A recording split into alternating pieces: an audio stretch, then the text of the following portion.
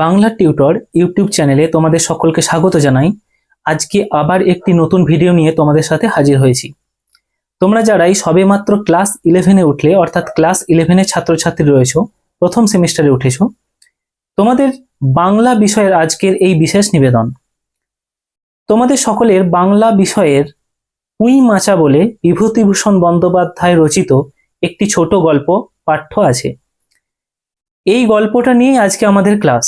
এই ক্লাসে সম্পূর্ণ এই গল্পটির পুঙ্খানুপুঙ্খ ক্লাস করানো হবে, অর্থাৎ লাইন ধরে ধরে পড়ানো হবে।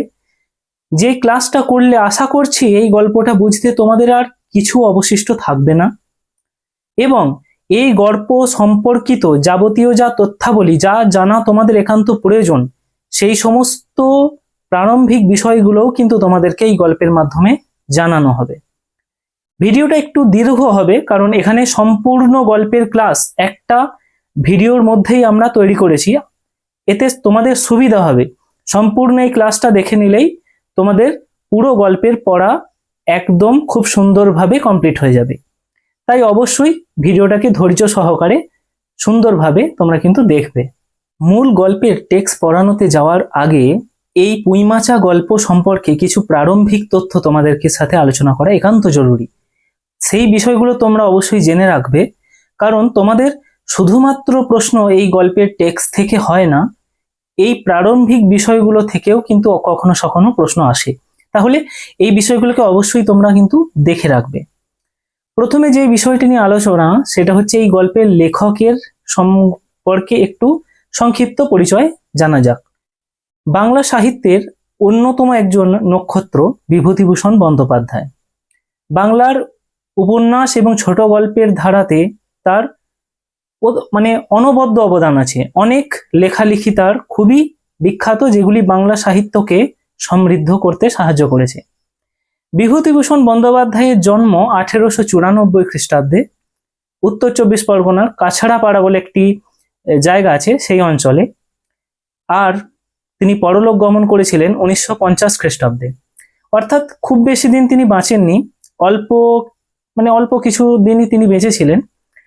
কিন্তু এই কয়েক বছরেই তিনি কিন্তু বাংলা সাহিত্যকে অনেক কিছু দিয়ে গেছেন। বিভূতিভূষণ বন্দ্যোপাধ্যায়ের অনেক লেখালেখি তোমরাও দেখে থাকবে, হয় সিনেমার আকারে দেখে থাকবে কিংবা গল্প আকারে পড়ে থাকতে পারো। উপন্যাসগুলির মধ্যে বিখ্যাত আছে আরণ্যক, পথের পাঁচালী, চাঁদের পাহাড়, অপরাজিত। এইগুলি সব বিখ্যাত উপন্যাস বিভূতিভূষণ বন্দ্যোপাধ্যায়ের লেখা। আর গল্প গ্রন্থ বা গল্প সংকলন গ্রন্থ অনেকগুলি আছে, তার মধ্যে একটি খুবই বিখ্যাত গ্রন্থ মেঘমল্লার। এই মেঘমল্লার থেকেই কিন্তু তোমাদের এই যে গল্প পাঠ্য যেটি পুঁইমাচা, এই গল্পটি মেঘমল্লার থেকেই গ্রহণ করা হয়েছে। যাই হোক, এ তো পাওয়া গেল লেখকের পরিচিতি। এরপরে এই গল্পটির সম্পর্কে একটু আমরা পরিচিত হয়ে নিই।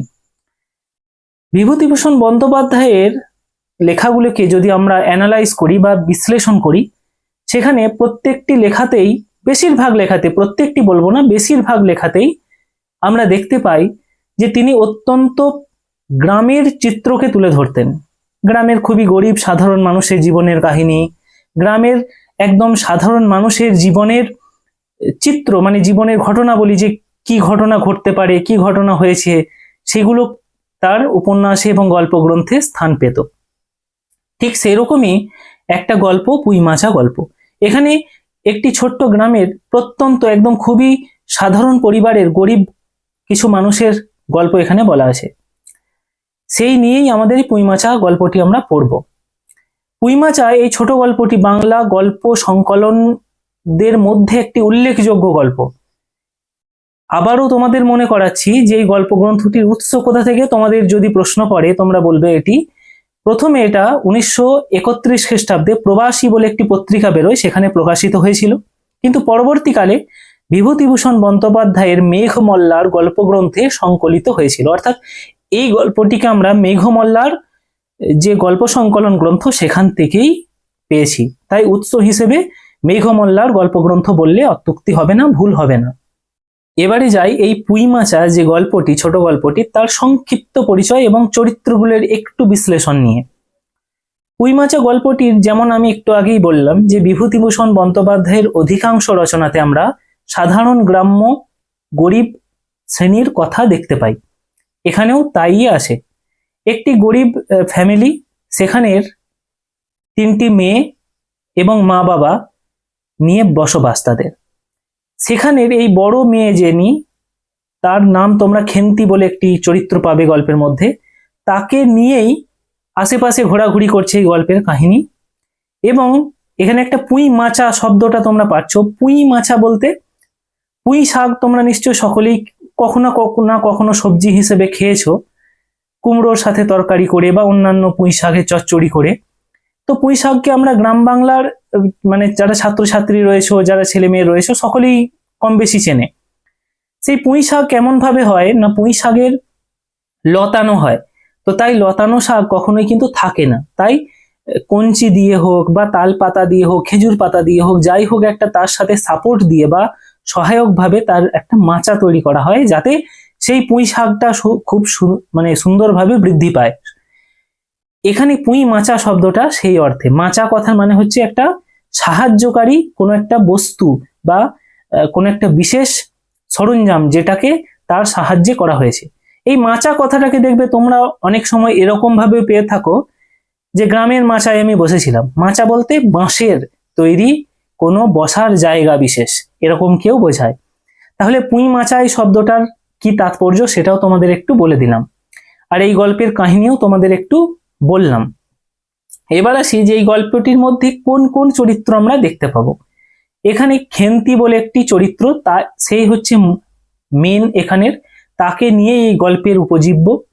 এবং সহায় হরি চাটুর্যে তার স্ত্রী অন্নপূর্ণা, আর বড় মেয়ে খেন্তি পেলাম আমরা, মেঝো মেয়ে পুটি, আর ছোট মেয়ে আরেকটা কাহিনী আমরা এখানে। এই সবগুলো মিলে একটা দরিদ্র ক্লিষ্ট পরিবারের কাহিনী পাবো। ছোট মেয়ের নাম রাধি। তাহলে এই যে সমগ্র ফ্যামিলি, এরা ব্রাহ্মণ ফ্যামিলি কিন্তু অত্যন্ত গরিব। এবং এই যে বড় মেয়ে খেন্তি, সে বিবাহযোগ্য হয়েছে। এই সব নিয়েই এই কাহিনীটি আমরা পাবো। তো যাই হোক, আর দেরি না করে এবার মূল টেক্সটে চলে যাওয়া যাক। দেখো, পুঁইমাচা গল্পের টেক্সট আমাদের সামনে চলে এসছে। তোমরা তোমাদের সুবিধার্থে অবশ্যই টেক্সট বইটাকে তোমাদের সামনে খুলে নেবে, তাহলে বিষয়টা বুঝতে কিন্তু অনেকটাই সুবিধা হবে। দেখো, প্রথমে কি বলা আছে যে সহায় হরি চাটুর্যে উঠানে পা দিয়াই স্ত্রীকে বলিলেন, একটা বাটি ঘটি যা আছে দাও তো, মানে বাটি ঘটি যা হয় কিছু একটা দাও।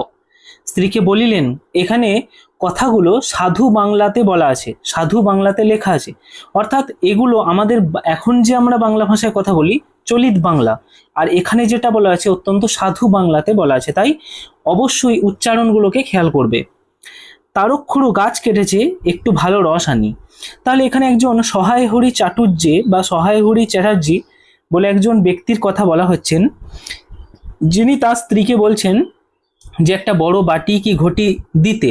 তিনি কি করবেন না, তারক্ষুরো তার কাকা সম্পর্কের আর কি এমন একটি লোক, তিনি গাছ কেটেছেন। এখানে কোন গাছের কথা বলা হচ্ছে কিন্তু বলা নেই। এখানে অনুমান করা হয় এটা শীতকালের ঘটনা বলা হচ্ছে। তো এখানে অনুমান করা হয় যে এখানে খেজুর রস বা তাল রসের কথাই বলা হচ্ছে। এবার দেখো, স্ত্রী অন্নপূর্ণা রান্নাঘরের দাওয়ায় বসিয়া শীতকালের সকালবেলা নারিকেল তেলের বোতলে ঝাঁটার কাঠি পুড়িয়া 2 আঙুলের সাহায্যে ঝাঁটার কাঠি লগ্ন জমা তেলটুকু সংগ্রহ করিয়া চুলে মাখাইতেছিলেন।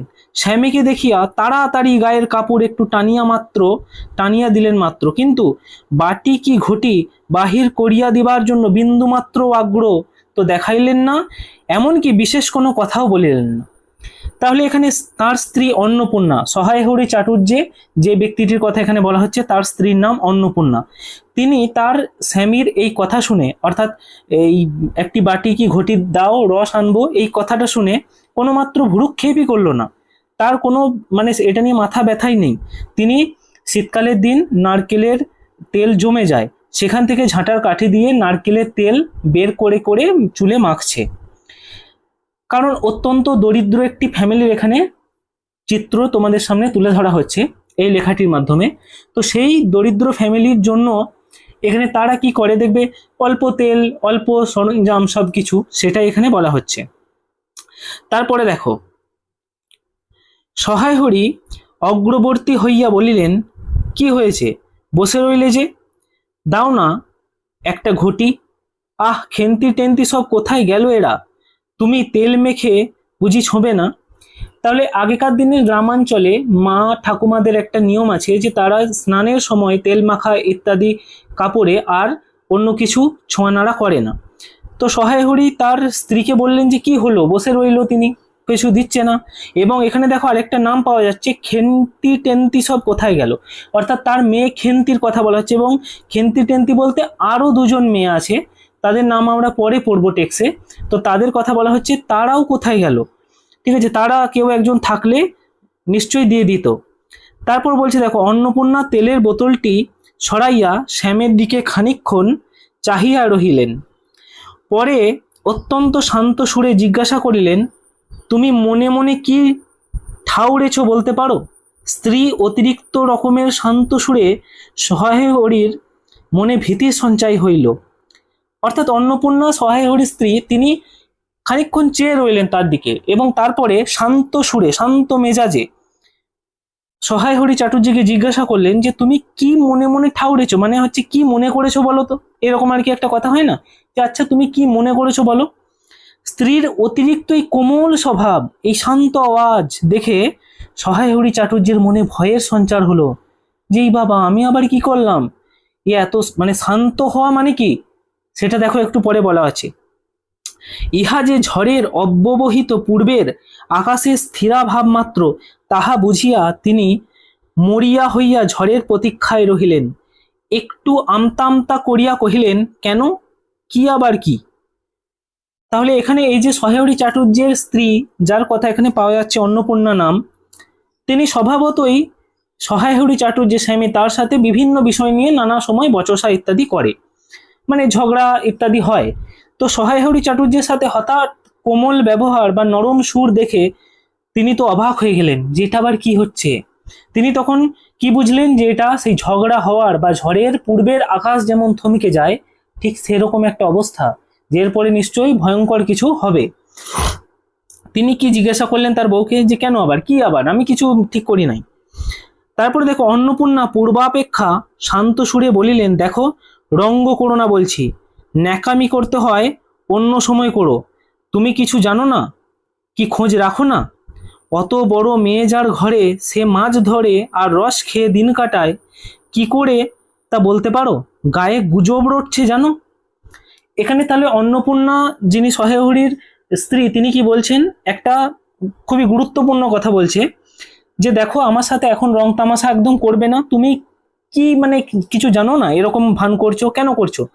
এত বড় মেয়ে বাড়িতে আছে, এত বড় মেয়ে কথার মানে, এত বড় মেয়ে কথার মানে হচ্ছে বিবাহযোগ্য মেয়ে, একজন বিবাহযোগ্য সমর্থ মেয়ে, যেটাকে বলে সমর্থ মেয়ে, অর্থাৎ বিবাহের উপযুক্ত মেয়ে, সে বাড়িতে আছে, তার বিয়ে টিয়ে না দিয়ে তুমি দিনরাত রস খেয়ে মাছ ধরে এসব করে ঘুরে বেড়াচ্ছ, এই নিয়ে গ্রামে কি বল গুজব রটবে, যে গুজব কথার মানে হচ্ছে গ্রামে আজে বাজে জিনিস কথা রটানো হবে। সহায় হরি আশ্চর্য হইয়া জিজ্ঞাসা করিলেন, কেন, কি গুজব? তখন সহায় হরি জিজ্ঞাসা করলো যে গুজব আবার কি, কিসের গুজব? কি গুজব জিজ্ঞাসা করো গিয়ে চৌধারিতের বাড়ি, কেবল বাগদি দুলে পাড়ায় ঘুরে ঘুরে জন্ম কাটালে ভদ্রলোকের গায়ে বাস করা যায় না, সমাজে থাকতে হলে সেই রকম মেনে চলতে হয়। এখানে অন্নপূর্ণা দেবী অর্থাৎ সহায় হরির স্ত্রী, তিনি কি বলছেন যে কি গুজব সেটা আমাকে জিজ্ঞাসা না করে ওই চৌধুরীদের বাড়িতে যাও। চৌধুরীদের বাড়ি বলতে ওই পাড়াতেই হয়তো কোনো আশেপাশের বা ওই গ্রামেরই কোনো একটি বৃহত্তর লোকদের বাড়ি, সেখানে বলছে যে গিয়ে জিজ্ঞাসা করো গা, কেবল ওই বাগদি পাড়ায় পাড়ায় ঘুরে বেড়ালে, ওই মাছ ধরে আর রস খেয়ে বেড়ালে ভদ্রলোকদের গায়ে বাস করা যায় না, সমাজে থাকতে হলে সমাজের কিছু নিয়ম কানুন আছে, সেগুলো মানতে হয়, তুমি যা খুশি করবে সেটা হয় না। এবার দেখো, এরপরে চলে যাই সহায় হরি চাটুর্য কি বলছে। সহায় হরি চাটুর্য বিস্মৃত হইয়া কি বলিতে যাইতেছিলেন, অন্নপূর্ণা পূর্ববৎ সুরের পুনর্বার বলিয়া উঠিলেন, এক ঘরে করবে গো, তোমাকে এক ঘরে করবে, কাল চৌধুরীদের চণ্ডীমণ্ডপে কথা হয়েছে, আমাদের হাতের ছোঁয়া জল আর কেউ খাবে না, আশীর্বাদ হয়ে মেয়ের বিয়ে হলো না, ও নাকি উচ্চুজ্ঞ করা মেয়ে, গায়ের কোনো কাজে তোমাকে কেউ আর বলবে না। যাও, ভালোই হয়েছে তোমার, এখন গিয়ে দুলে বাড়ি বাগদি বাড়ি উঠে বসে দিন কাটাও। তাহলে এখানে অন্নপূর্ণা দেবী অত্যন্ত ক্রূর স্বরে একটি রাগের আওয়াজে বা গভীর আওয়াজে কি বলে উঠছে সহায়রী চাটুর্যকে, তার স্বামীকে, যে কি হয়েছে জানতে হবে না, সেটা জানো গা ওখানে গিয়ে। আমাদেরকে এক ঘরে করার কথা হচ্ছে। এই এক ঘরে ব্যাপারটা কি এখন আধুনিক সমাজে হয়তো এতটা দেখা যায় না। আগেকার দিনে যখন প্রাচীন সমাজে মানুষ বসবাস করতো, যখন কুসংস্কারাচ্ছন্ন পরিবেশ, মানুষের মধ্যে অন্ধবিশ্বাস কুসংস্কার প্রচুর পরিমাণে মাত্রারিক্ত পরিমাণে রয়েছে, তখন কি ধরা হতো, মানুষকে এক ঘরে করা হতো, মানে সেই পরিবারের দিকে কেউ যেত না, তার সাথে কেউ কথা বলতো না, তাকে কেউ ছুঁতো না, এইভাবে একটা বিষয়। এখানে সহায়হরি চাটুর্যকে তার স্ত্রী কেন এক ঘরে করার কথা বলছে, যে তার মেয়ে, এখানে খেন্তি বলে যে মেয়েটি তার কথা বলা হচ্ছে, বড় মেয়ে, সে বিবাহ যোগ্য হয়েছে এবং তার আশীর্বাদও ঠিক হয়েছিল, মানে বিয়ে ঠিক হয়ে আশীর্বাদও হয়ে গিয়েছিল, কিন্তু তারপরেও বিয়ে ভেঙে দেওয়া হয়েছে। এই জন্য তাকে উচ্ছুগ্য মেয়ে বলছে। তাই এই কারণের জন্য তাকে এক ঘুরে করা হবে বা হতে পারে, এরকম একটা আশঙ্কা করা হচ্ছে। এরপরে দেখো, এখানে অন্নপূর্ণা দেবী তাচ্ছিল্যের স্বরে সহায়িকা আরো কি বললো, যে তা তোমার ভালোই হয়েছে, তুমি তো এমনি ঘুরে ঘুরে বেড়াও পাড়ায় পাড়ায় রস খেয়ে মাছ ধরে, তো তোমার ঠিকই আছে, এটা তোমার তো আর লজ্জা ফজ্জা নেই। তাহলে এখানে দেখো, যেমন আমাদের বাড়িতে আর 5টা বাড়িতে দেখবে স্বামী স্ত্রীর ঝগড়া এসব হয়, সেরকমই সহায়হরি তাচ্ছিল্যের ভাব প্রকাশ করিয়া বলিলেন, এই আমি বলি না জানি কি ব্যাপার, এক ঘরে সবাই এক ঘরে করেছেন, এবার নাকি আছেন কালীময় ঠাকুর। ও সহায়হরি তাচ্ছিল্যের ভাব প্রকাশ করে বলছেন যে আমি বলি নাকি ব্যাপার এক ঘরে সবাই, মানে সে ঠিক ব্যাপারটা বুঝতে পারছে না যে এক ঘরে আবার কেন, কি কালীময় ঠাকুর ওরা কি কিছু এসব নিয়ে বলছে। দিয়ে দেখো এবার অন্নপূর্ণা তেলে বেগুনে জ্বলে উঠলো, কেন তোমাকে এক ঘরে করতে বেশি কিছু লাগবে নাকি, তুমি কি সমাজের মাথাও, তুমি সমাজের মাথা না একজন মাতব্বর লোক, চাল নেই চুলো নেই, এক করার মুরদ নেই, চৌধুরীরা তোমার এক ঘরে করবে তা এমন কি কঠিন কথা শুনি, এরকম বলছে। আর সত্যি তো এদিকে একটি ধাড়ি মেয়ে হয়ে উঠল, হঠাৎ স্বর নামাইয়া বলিলেন, হলো যে 15 বছরের, বইকে কমিয়ে বলে বেড়ালে কি হবে, লোকে চোখ নেই। পুনরায় গলা উঠিয়া বলিলেন, না বিয়ে দেবে, না বিয়ে দেবার গা, না কিছু, না বিয়ে দেবার গা না অন্য কিছু, আমি কি যাব পাত্র ঠিক করতে।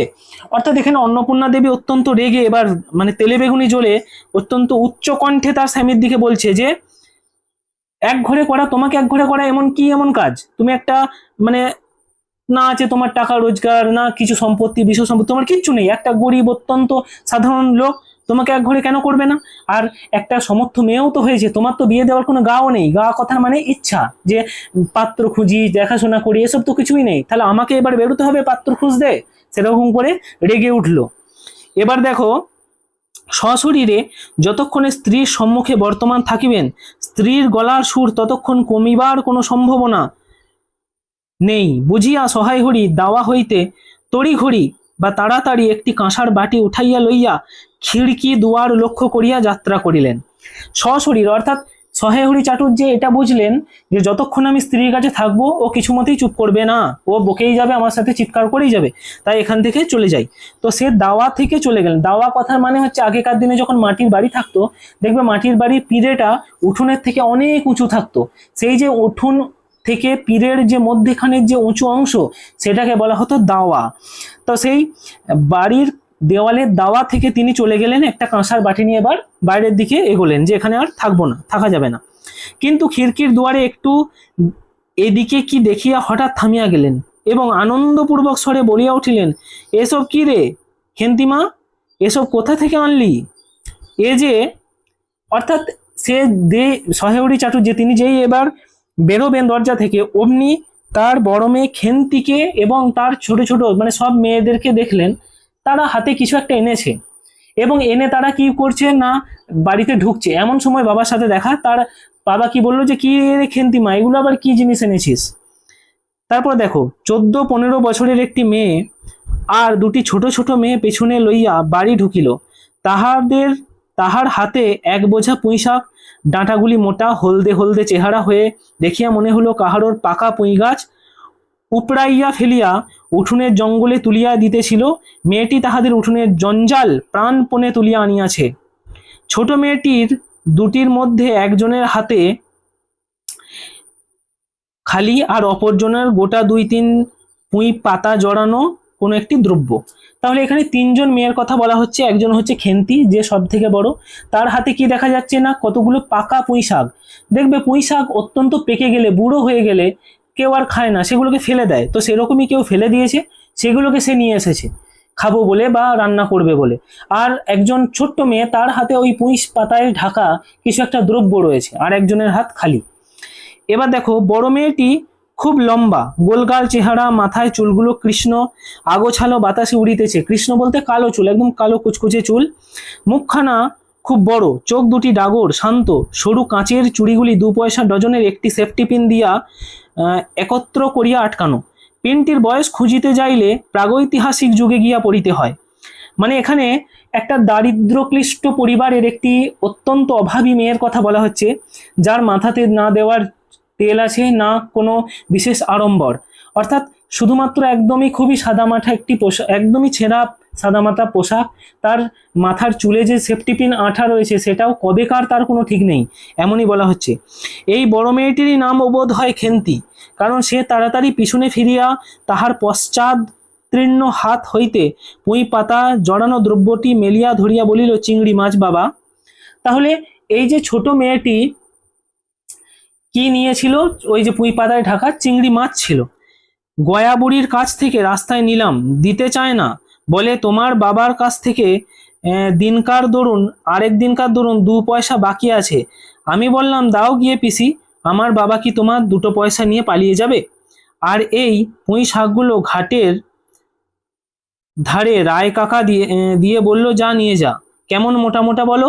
তাহলে খেন্তি তার বাবাকে কি বলছে, যে আমি পুঁই শাকটা নিয়েছি কার কাছ থেকে, না পুঁই শাকটা নিলাম গয়া বুড়ির কাছ থেকে। পুঁই শাক, সরি, এখানে চিংড়ি মাছ গয়া বুড়ির কাছ থেকে, আর পুঁই শাকটা রায় কাকারা দিয়েছে। এবার দেখো কি গল্পের মধ্যে পাচ্ছি। অন্নপূর্ণা দাওয়া হইতে অত্যন্ত ঝাঁঝের সহিত চিৎকার করিয়া উঠিলেন, নিয়ে যা। আহা, কি অমর্তই তারা দিয়েছে। এখানে অমর্ত কথার মানে কি, যে অমৃত। এখানে অমৃত বলতে একটি মধুর খাবার কিছু, বা সুমিষ্ট কোনো খাবার বা সুস্বাদু কোনো খাবার। সেটাই অন্নপূর্ণা দেবী বলছে ঝাঁঝের সহিত তার মেয়েকে, যে নিয়ে যা, নিয়ে যা, নিয়ে যা, বেরিয়ে যা। কি কি বিশাল কিছু দিয়েছে। পাকা পুঁই ডাঁটা কাঠ হয়ে গিয়েছে, 2 দিন পর ফেলে দিত, যা নিয়ে যা। আর উনি তাদের আগাছা উঠিয়ে নিয়ে এসেছেন, ভালোই হয়েছে, তাদের আর নিজেদের কষ্ট করে কাটতে হলো না। যত পাথুরে বোকা সব মরতে আসে আমার ঘরে। ধাড়ি মেয়ে বলে দিয়েছি না, তোর বাড়ির বাইরে কোথাও পা দিও না। লজ্জা করে না এপাড়া ওপাড়া ঘুরে বেড়াতে? বিয়ে হলে 4 ছেলের মা হতে। খাওয়ার নামে আর জ্ঞান থাকে না। না শাক, না কোথায় শাক কোথায় বেগুন, একজন বেড়াচ্ছেন রস, কোথায় ছাই কোথায় পাস, ফেলে ফেলে আয় বলছি, ওসব ফেলে আয়। অর্থাৎ যেমন এক ঘরের মারা হয়, ঠিক সেরকমই সে তার মেয়েকে অত্যন্ত বকার সুরে বলছে এই কথাগুলো, যে ওগুলো বুড়ো পুঁই শাক, ওগুলো নিয়ে আমরা কি করব, কার জঞ্জাল তো উঠিয়ে নিয়ে চলে এসেছে।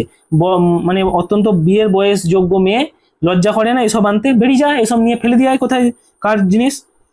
তারপরে দেখো, অর্থাৎ এখানে অন্নপূর্ণা দেবীর যে চরিত্রটি, তার মধ্যে দিয়ে আমরা দেখতে পাই কি, যে তার পরিবারের, অর্থাৎ তার স্বামীরও সেরকম সংসারের প্রতি বিশেষ নজর নেই। তার মেয়ে বিবাহযোগ্য হয়েছে বা এসব নিয়ে কোনো কারোর চিন্তা নেই। তো সেই জন্য তারও কিন্তু মন মেজাজ অত্যন্ত ক্ষিপ্ত এবং অত্যন্ত তীক্ষ্ণ হয়ে গেছে, যার জন্য তারা কিছু বললেই যেন সে তাদের সাথে রে রে করে ওঠে। মেয়েটি শান্ত, অথচ ভয় মিশ্রিত দৃষ্টিতে মায়ের দিকে চাহিয়া হাতের বাঁধন আলগা করিয়া দিল। পুঁই শাকের বোঝা মাটিতে পড়িয়া গেল। অন্নপূর্ণা বকিয়া চলিলেন, যা তো রাধি ও আপদগুলো টেনে খিড়কির পুকুরে ফেলে দিয়ে আয় তো। ফের যদি বাড়ির বার হতে দেখেছি, তবে ঠ্যাং খোঁড়া করি না তো তোকে দেখবি। তাহলে এখানে রাধি বলতে কে? রাধি বলতে আরেকটি মেয়ে, মেজো মেয়েটি, যার হাতে খালি ছিল, তাকে কি বলা হচ্ছে, যে যা এই সব ছাইপাশগুলোকে, এই পুঁই শাক এসব ডাঁটা ফাটা নিয়ে গিয়ে যা ফেলে দিয়ে আয়। ঠিক আছে। আর তোকে যদি, কাকে বলছে, খেন্তিকে, যে বাড়ির বাইরে দেখেছি, তাহলে তোর মেরে পা ভেঙে দেবো। যেমন ধরুন সব মা বাবা বলে, দেখবে সবাই বাচ্চাদের বা তার সন্তানদের শাসন করে, ঠিক সেরকমই। তারপর দেখো, বোঝা মাটিতে পড়িয়া গিয়েছিল, ছোট মেয়েটি কলের পুতুলের মতো সেগুলি তুলিয়া লইয়া খিড়কির অভিমুখে চলিল। খিড়কি মানে হচ্ছে দরজা, দরজার অভিমুখে বেরিয়ে যাচ্ছে, তাহলে সেগুলোকে তুলিয়া, পুঁই শাকগুলোকে যে তুলে এবার দরজার দিকে বেরিয়ে ফেলতে যাচ্ছে। কিন্তু ছোট মেয়ে অত বড় বোঝা আঁকড়াইতে পারিল না। কিন্তু তাহলে কত পুঁই শাক এনেছে? অনেক অনেক পুঁই শাকের ডাঁটা এনেছে, যেগুলোকে ওই একটা ছোট্ট মেয়ে সে আঁকড়াতে পারছে না, এমন অনেকগুলি ডাঁটা এদিকে ওদিকে ঝুলিতে ঝুলিতে চলিল। সহায় হরির ছেলেমেয়েরা তাদের মাকে অত্যন্ত ভয় করিত।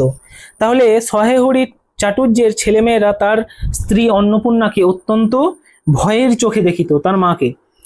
তারপরে দেখো, সহায় হরি আমতা আমতা করিয়া বলিতে লাগিলে, এনেছে তা ছেলে মানুষ খাবে বলে, তুমি আবার বরং পুঁই শাকের বোঝা লইয়া যাইতে যাইতে, তুমি আবার বরং, এই বলে থেমে গেল সে। আমতা আমতা কথা মানে কি হচ্ছে, ঠিক কথাটা স্পষ্ট করে বললো না, কারণ তাহলে আরো ঝামেলা বাড়বে।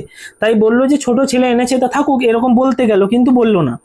তারপরে দেখো, পুঁই শাকের বোঝা লইয়া যাইতে যাইতে ছোট মেয়েটি ফিরিয়া দাঁড়িয়ে মার মুখের দিকে চাহিল। তাহলে বাবা যখন এই কথাটা বলছে, ছোট মেয়েটা চাইছে যে তাহলে মা কি রাখতে বলবে কিনা দেখি, তাহলে আর ফেলবো না। অন্নপূর্ণা তাহাদের দিকে চাহিয়া বলে, না না, নিয়ে যা, খেতে হবে না। মেয়ে মানুষের আবার অত নোলা কিসের? নোলা কথার মানে হচ্ছে লালসা, লোভ। সেটাই বলছি যে মেয়ে মানুষের আবার এত লোভ কিসের, এত খাবার আবার কারণ এটা যে সমাজের কাহিনী এখানে বিভূতিভূষণ বন্দ্যোপাধ্যায় তুলে ধরেছেন, যে সমাজের কাহিনী বলা হচ্ছে, সেই সমাজে মেয়ে মানুষদের এতটা স্বাধীনতা এখনকার দিনের মতো ছিল না। তখন মেয়ে মানুষ অর্থাৎ স্ত্রী জাতি যারা, তাদের স্ত্রী জাতিদের অত্যন্ত কি বলবো, কোমল ভাবে সমাজে পরিবেশ করা, মানে রাখা হতো।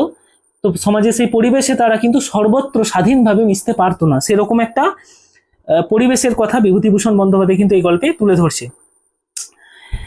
পুঁই শাক ভিক্ষে করে। তারপরে দেখো, এক পাড়া থেকে আরেক পাড়ায় নিয়ে আসবে দুটো পুঁই শাক ভিক্ষে করে, যা যা তুই নিয়ে যা, দূর করে বনে দিয়ে আয়। তাহলে এখানে রাধিকে বলছে যে তুই নিয়ে যা এসব, দিয়ে বনে দিয়ে চলে আয়। সহায় হরি বড় মেয়ের মুখের দিকে চাহিয়া দেখিলেন, তাহার চোখ দুটো জলে ভরিয়া আসিয়াছে। অর্থাৎ খেন্তি তার চোখগুলি কান্নায় ভরে গেছে। সে অত্যন্ত মানে কি বলবো, ভালোবাসে পুঁই শাক খেতে। সে খুবই আনন্দের সহিত পুঁই শাক এনেছে। তার মনে বড় কষ্ট হইল, কিন্তু মেয়ের যতই সাধের জিনিস হোক, পুঁই শাকের পক্ষাবলম্বন করিয়া দুপুরবেলা স্ত্রীকে চটাইতে কি তিনি আদৌ সাহসী হইলেন না। নিঃশব্দে খিড়কি দিয়া বাহির হইয়া গেলেন।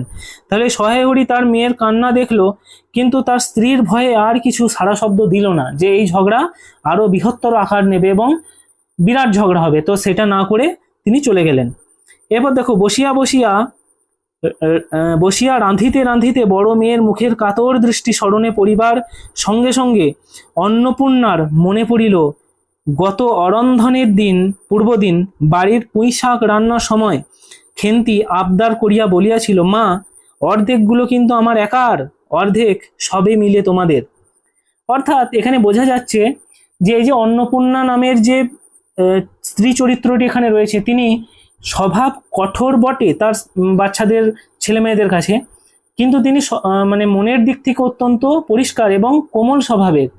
তাই তার বড় মেয়ে খেন্তি পুঁই শাক খেতে ভালোবাসে, তার সেই কথাটা কিন্তু রান্না করার সময় মনে পড়লো, যে পুঁই শাক আগে একদিন করা হয়েছিল, সেদিন খেন্তি বলছিল যে অর্ধেক পুঁই শাক সেই খেয়ে নেবে, ঠিক আছে, বাকি অর্ধেক বাকি লোকের। তো বাড়িতে কেহ ছিল না। তিনি নিজে গিয়া উঠানে ও খিড়কির দোরের আশেপাশে যে ডাঁটা পড়িয়েছিল সেগুলো কুড়াইয়া লইয়া আসিলেন। বাকিগুলো আর কোড়ানো যায় না, ডোবার ধারে ছায়ের গাদায় ফেলিয়া দিয়াছে। কুঁচো চিংড়ি দিয়া সেই রূপে চুপি চুপি পুঁই শাকের তরকারি রাঁধিলেন। তাহলে এখানে দেখো, মায়ের মন, তার বড় সন্তান সে খেতে চাইছে এবং অত্যন্ত ভালোবাসে, তো তাই মায়ের মন, সে বাইরে গিয়ে যা পুঁই শাকের ওই যে পড়েছিল ফেলতে বলেছিল সেইগুলোকে কুড়িয়ে এনে সে চিংড়ি মাছ দিয়ে রেঁধে দিল, কারণ তার মেয়ে খেতে ভালোবাসে। দুপুরবেলা খেন্তি পাতে পুঁই শাকের চচ্চড়ি দেখিয়া বিস্ময় ও আনন্দপূর্ণ ডাগর চোখে মায়ের দিকে ভয়ে ভয়ে চাহিল। দুপুরবেলায় যখন খেতে বসেছে খেন্তি, তখন কি দেখছে যে মা পুঁই শাকের চচ্চড়ি করেছে এবং খেতে দিয়েছে, তখন সে খুবই আনন্দ হলো এবং আনন্দপূর্ণ ডাগর চোখে মায়ের দিকে ভয়ে ভয়ে চাকিল। দু একবার এদিক ওদিক ঘুরাইয়া আসিতেই অন্নপূর্ণা দেখিল উক্ত পুঁইশাকের একটুও তাহার পাতে পড়িয়া নাই। পুঁইশাকের উপর তাহার এই মেয়েটির কিরূপ লোভ তাহা তিনি জানিতেন। জিজ্ঞাসা করিলেন, কি রে খেন্তি, আর একটু চচ্চড়ি দি? খেন্তিনী তৎক্ষণাৎ ঘাড় নাড়িয়া আনন্দজনক প্রস্তাব সমর্থন করিল।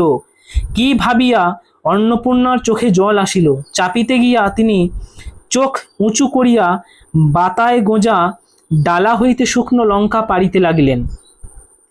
তাহলে খেন্তি বলে যে মেয়েটি, সে অত্যন্ত খাবার ভালোবাসে বা খেতে পছন্দ করে। সে পুঁই শাকের চচ্চড়ি অত্যন্ত প্রিয় এবং খেতে খুবই আনন্দ পায় খেলে। তো তার মা তাকে জিজ্ঞাসা করলো যে আরো নেবে কিনা, সে বলল হ্যাঁ নেবে। তো এই যে একটা ব্যাপার হলো, এটা দেখে অন্নপূর্ণা দেবী অর্থাৎ খেন্তির মা, তার চোখ জলে ভরে গেল এবং সে কান্না লুকোনোর জন্য চালের উপর বলতে এখানে খড়ের চালের বাড়ির কথা বলা হচ্ছে, একদমই গরিব মানুষ, বুঝতে পারছো, সেরকম একটা ফ্যামিলির কথা বলা হচ্ছে। তো গরিব মানুষ, দেখবে খড়ের চালে আগেকার দিনে দেখবে বাতা দিয়ে দিয়ে খড়ের চাল হতো। এখনো যাদের খড়ের চাল আছে তোমরা দেখতে পাবে। তো সেখানে সেই বাতার ফাঁকে ফাঁকে মানুষরা বিভিন্ন জিনিসপত্র গুঁজে রাখতো। তো সেখানেই লঙ্কা গোঁজা ছিল, সেইগুলি পাড়িতে লাগার একটা অভিনয় বা ভান করলো কান্না লোকানোর জন্য অন্নপূর্ণা দেবী। তারপর দেখো কালীমায়ের চণ্ডীমণ্ডপে সেদিন বৈকালে বেলায় সহায় হরির ডাক পড়িল। তাহলে সেই দিন যে অন্নপূর্ণা দেবী বলছিল যে সহায় হরিকে এক ঘরে করবে এরকম একটা খবর, এবার সেটা সত্যি সত্যিই হলো। চণ্ডীমণ্ডপে সহায় হরির ডাক পড়ল। কালীময় উত্তেজিত স্বরে বলিলেন, সেসব দিন কি আর আছে ভায়া? এই ধরো কেষ্ট মুখুজ্জে, স্বভাব নইলে পাত্র দেবে না, স্বভাব নইলে পাত্র দেব না, কি কাণ্ডটাই করলে। অবশেষে কিনা হরির ছেলেটাকে ধরে পরে মেয়ের বিয়ে দেয়, তবে রক্ষে। কি স্বভাব? রাম বলল, 6-7 পুরুষ ভঙ্গ, পচা ক্ষত্রিয়। পরে সুর নরম করিয়া বলিলেন, তা সমাজে সেসব শাসনের দিন কি আর আছে? দিন দিন চলে যাচ্ছে, বেশি দূরে যাই কেন? এই যে তোমার মেয়েটি 13 বছরের। তাহলে এখানে কোনো একটি বিবাহের কথা সেই চণ্ডীমণ্ডপে বলা হচ্ছিল। সেই বিবাহটাই কেষ্ট মুখুজ্জের কোন একটি পাত্র না নইলে দেবে না, এরকম কিছু একটা বিবাহের গন্ডগোল ঘটেছিল। সেখানে কি হয়েছে না, অন্য একটা পাত্রকে সেখানে ঠিক করে দিতে হয়েছে, তবে গিয়েই সম্মান রক্ষা হয়েছে। এই সূত্রে সমাজের একটা কঠোর সত্য তুলে ধরা হয়েছে। সেখানে বলা হয়েছে যে সেই শাসনের দিন তো আর নেই যে কাউকে জোর করা যাবে। কি শাসন না, তখনকার দিনে গাঁয়ের মোড়লরা যা ঠিক করতো প্রত্যেকটি পরিবার তাই মেনে নিতে বাধ্য হতো, এমনই সব কাণ্ড কারখানা হতো।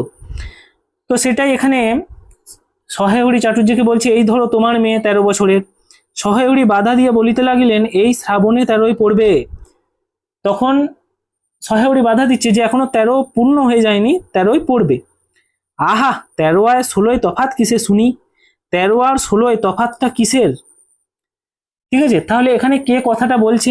এখানে এই যে কথাগুলো বলছে, দেখো এখানে আছে কালীময় বলে একজন, তাদের চণ্ডীমণ্ডপে এই বিচার চলছে। তিনি কি বলছেন সহায় হরিকে? এটাই যে 13 আর 16 কি আর তফাৎ হলো? সে 13ই হোক, 16ই হোক, চাই 50ই হোক, তাতে আমাদের দরকার নেই।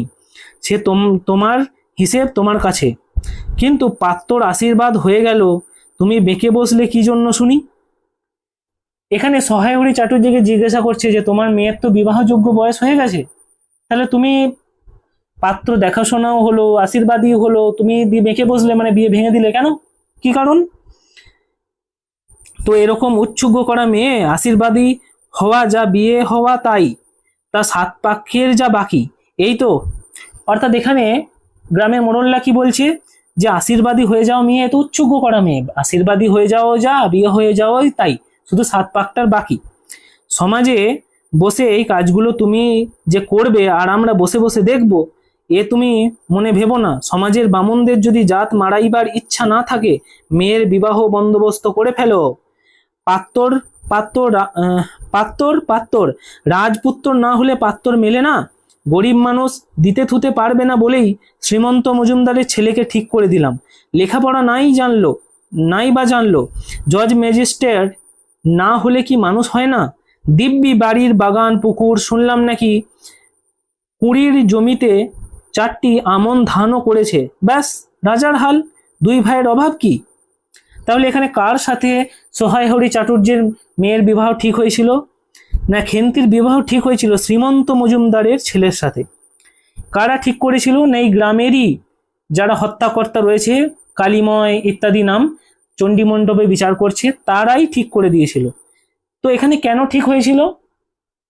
না, তাদের অবস্থা ছেলেটাদের অবস্থা মোটামুটি ঠিক ছিল, তবুও সহায় হরি চাটুর্য কেন বিবাহ ক্যান্সেল করেছে সেটা বলছে। দেখো, ইতিহাসটা হইতেছে যে এই মণিগাঁয়ের উক্ত মজুমদার মহাশয় পুত্রটি, ইতিহাসটা হইতেছে যে, প্রশ্ন আসে ইতিহাসটা কি?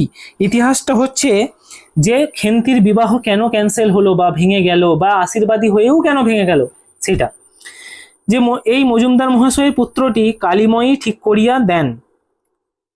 কেন কালীময়ের মাথা ব্যথা করিয়া সহায় হরির মেয়ের বিয়ের সম্বন্ধ মজুমদার মহাশয়ের ছেলের সঙ্গে ঠিক করিতে গেলেন, তাহার কারণ নির্দেশ করিতে যাইয়া কেহ কেহ বলেন কালীময় নাকি মজুমদার মহাশয়ের কাছ থেকে অনেক টাকা ধার, অনেক দিনের সুদ পর্যন্ত বাকি, শীঘ্রই নালিশ হইবে ইত্যাদি এসব গুজব।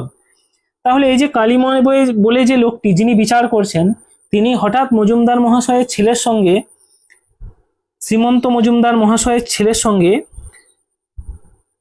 সহায় হরি চাটুর্যের মেয়ে খেন্তির বিবাহ দেখাশোনা করলো। তাহলে এখানে সবাই বলছে যে সে এই মাঝে ঘটকালিটা করলো কেন? না, শ্রীমন্ত মজুমদারের কাছ থেকে কালীময় অনেক টাকা ধার নিয়েছে, তো সেই ধারের টাকা শোধ করতে সে পারছে না এবং সুদে আসলে গলায় বিকিয়ে গেছে। তো তার জন্য তাকে একটা এই ফেভারটা করে দিচ্ছে যে যাতে তার ধার এবং এটা মুকুব করতে করে কিছুটা। তো এটা সে করে দিচ্ছিল, তার ছেলের জন্য একটা মেয়ে দেখে দিচ্ছিল। তারপরে কি বলা আছে দেখো, যে যদিও এসব গুজব অবান্তর, অর্থাৎ এগুলো লোকে বলে বেড়াচ্ছে, এরকম ভিত্তি আছে বলিয়া মনে হয় না, ইহা দুষ্ট পক্ষের রটনা মাত্র। যাহাই হোক, পাত্রপক্ষের আশীর্বাদ করিয়া যাওয়ার দিন কতক পরে সহায় হরি টের পান পাত্রটি কয়েক মাস পূর্বে নিজের গ্রামের কি একটা করিয়া ফলে গ্রামের এক কুম্ভকার বধূর আত্মীয় স্বজনের হাতে বেদম মার প্রহর খাইয়া কিছুদিন নাকি শয্যাগত ছিল। এরকম পাত্রে মেয়ের বিয়ে দেবার প্রস্তাব মনঃপূত না হওয়ায় সহায় হরি সেই সম্বন্ধ ভাঙিয়া দেন।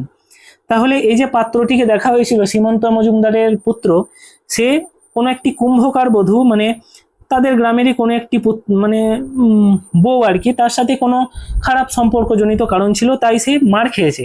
তো সেই জন্য সহায় হরি আর বিয়ে দেয়নি, এই ধরনের পাত্রের হাতে মেয়েকে দেয়নি। দুদিন পরের কথা, সকালে উঠিয়া সহায় হরি উঠানে বাতাবি লেবু গাছ। তাহলে এই বিচার প্রক্রিয়া হয়ে গেল। এরপরে 2 দিন পরের ঘটনা বলছে যে সহায় হরি চাটুর্য সকালে উঠিয়া বাতাবি লেবুর গাছের ফাঁক দিয়া যেটুকুই নিতান্ত কচি রাঙা রৌদ্র আসিয়া তাহারই আতপে বসিয়া আপন মনে তামাক টানিতেছে। বড় মেয়ে খেন্তি আসিয়া চুপি চুপি বলিল, বাবা যাবে না, মা ঘাটে গেল। তাহলে এই সময় কচি রোদ বলতে শীতকালের রোদ দেখবে খুবই ভালো লাগে, মিষ্টি লাগে, মিঠে রোদ। তো সেই মিঠে রোদে বসে বসে তামাক টানছিল। এমন সময় খেন্তি, তার বড় মেয়ে, এসে বলল যে বাবা যাবে না? তাহলে কোথাও একটা যাবার প্রোগ্রাম তাদের আছে বা ঠিক হয়ে আছে, সেখানে যাওয়ার জন্য মেয়ে তাকে বলছে যে বাবা, মা পুকুরে গেল, ঘাটে গেল, তো চলো এখন। এবার দেখো, সহায় হরি একবার বাড়ির পাশের ঘাটের পথ দিকে কি জানি কেন চাহিয়া দেখিল, পরে নিম্ন স্বরে বলিলেন, যা শিগগিরই শাবল খালা নিয়ে আয় দেখি। কথা শেষ করিয়া তিনি উৎকণ্ঠা সহিত জোরে জোরে তামাক টানিতে লাগিলেন এবং পুনরায় একবার কি জানি কেন খিড়কির দিকে সতর্ক দৃষ্টি নিক্ষেপ করিলেন। ইতিমধ্যে প্রকাণ্ড এক ভারী লোহার শাবল 2 হাত দিয়া আঁকড়াইয়া ধরিয়া খেন্তি আসিয়া পড়িল। তারপর পিতা পুত্রীতে সন্তর্পণে সম্মুখের দরজা দিয়া বাহির হইয়া গেল। ইহাদের ভাব দেখিয়া মনে হইতেছিল ইহারা কাহারোর ঘরে সিঁধ দিবার উদ্দেশ্যে চলিয়াছে। তাহলে এখানে দেখো, সহায় হরি চাটুর্য তার স্ত্রীকে খুবই ভয় পায় এবং এখানে যে কাজটা তারা বাবার মেয়ে মিলে করতে যাচ্ছে, শাবল দিয়ে কিছু একটা করার কাজ, এটা তার বউ জানলে বা তার স্ত্রী জানলে অত্যন্ত ক্ষিপ্ত হবে। সেই জন্য সে বারবার ঘাটের রাস্তা দিকে দেখছে যে তার স্ত্রী আসছে না। তো এই যে লোহার শাবল যেটা খেন্তি বুকে করে ধরে নিয়ে এলো, এটা দেখে যেন মনে হচ্ছে তারা কারোর বাড়িতে সিঁধ কাটতে যাবে। তাহলে এখানে প্রশ্ন হয়, এই সিঁধ কাটাটা কি? সিঁধ কাটা হচ্ছে আগেকার দিনের পুরনো সবারই মাটির আলগা বাড়ি থাকতো, চোর চুরি করার সময় সে আলগা বাড়ি কুঁড়ে, শাবল দিয়ে কুঁড়ে ঘরের ভেতরে ঢুকে যেত এবং চুরি করে নিয়ে বেরিয়ে যেত। এটাকে সিঁধ কাটা বলা হয়। সিঁধ কাটা মানে চুরির এক ধরনের প্রক্রিয়া, যেখানে দিয়াল ভেঙেই ঘরে ঢুকে পড়া হতো। ঠিক আছে, তারপরে দেখো, অন্নপূর্ণা স্নান করিয়া সবে কাপড় ছাড়িয়া উনুন ধরাইবার জোগাড় করিতেছে। মুখুজ্জে বাড়ির ছোট খুকি দুর্গা আসিয়া বলিল, খুড়িমা, মা বলে দিলে খুড়িমাকে গিয়ে বল, মা ছোবে না, তুমি আমাদের নবান্নের মেখে আর ইতুর ঘটগুলি বার করে দিয়ে আসবে। তাহলে এটা শীতকাল কথা বলা আছে, শীতকালের সময়। দেখবে যারা গ্রামাঞ্চলের ছেলে মেয়ে তারা দেখতে পাবে, দেখবে গ্রামাঞ্চলে শীতকালে অঘ্রাণ মাস এরকম করে, অঘ্রাণ মাসে দেখবে নবান্ন উৎসব হয়।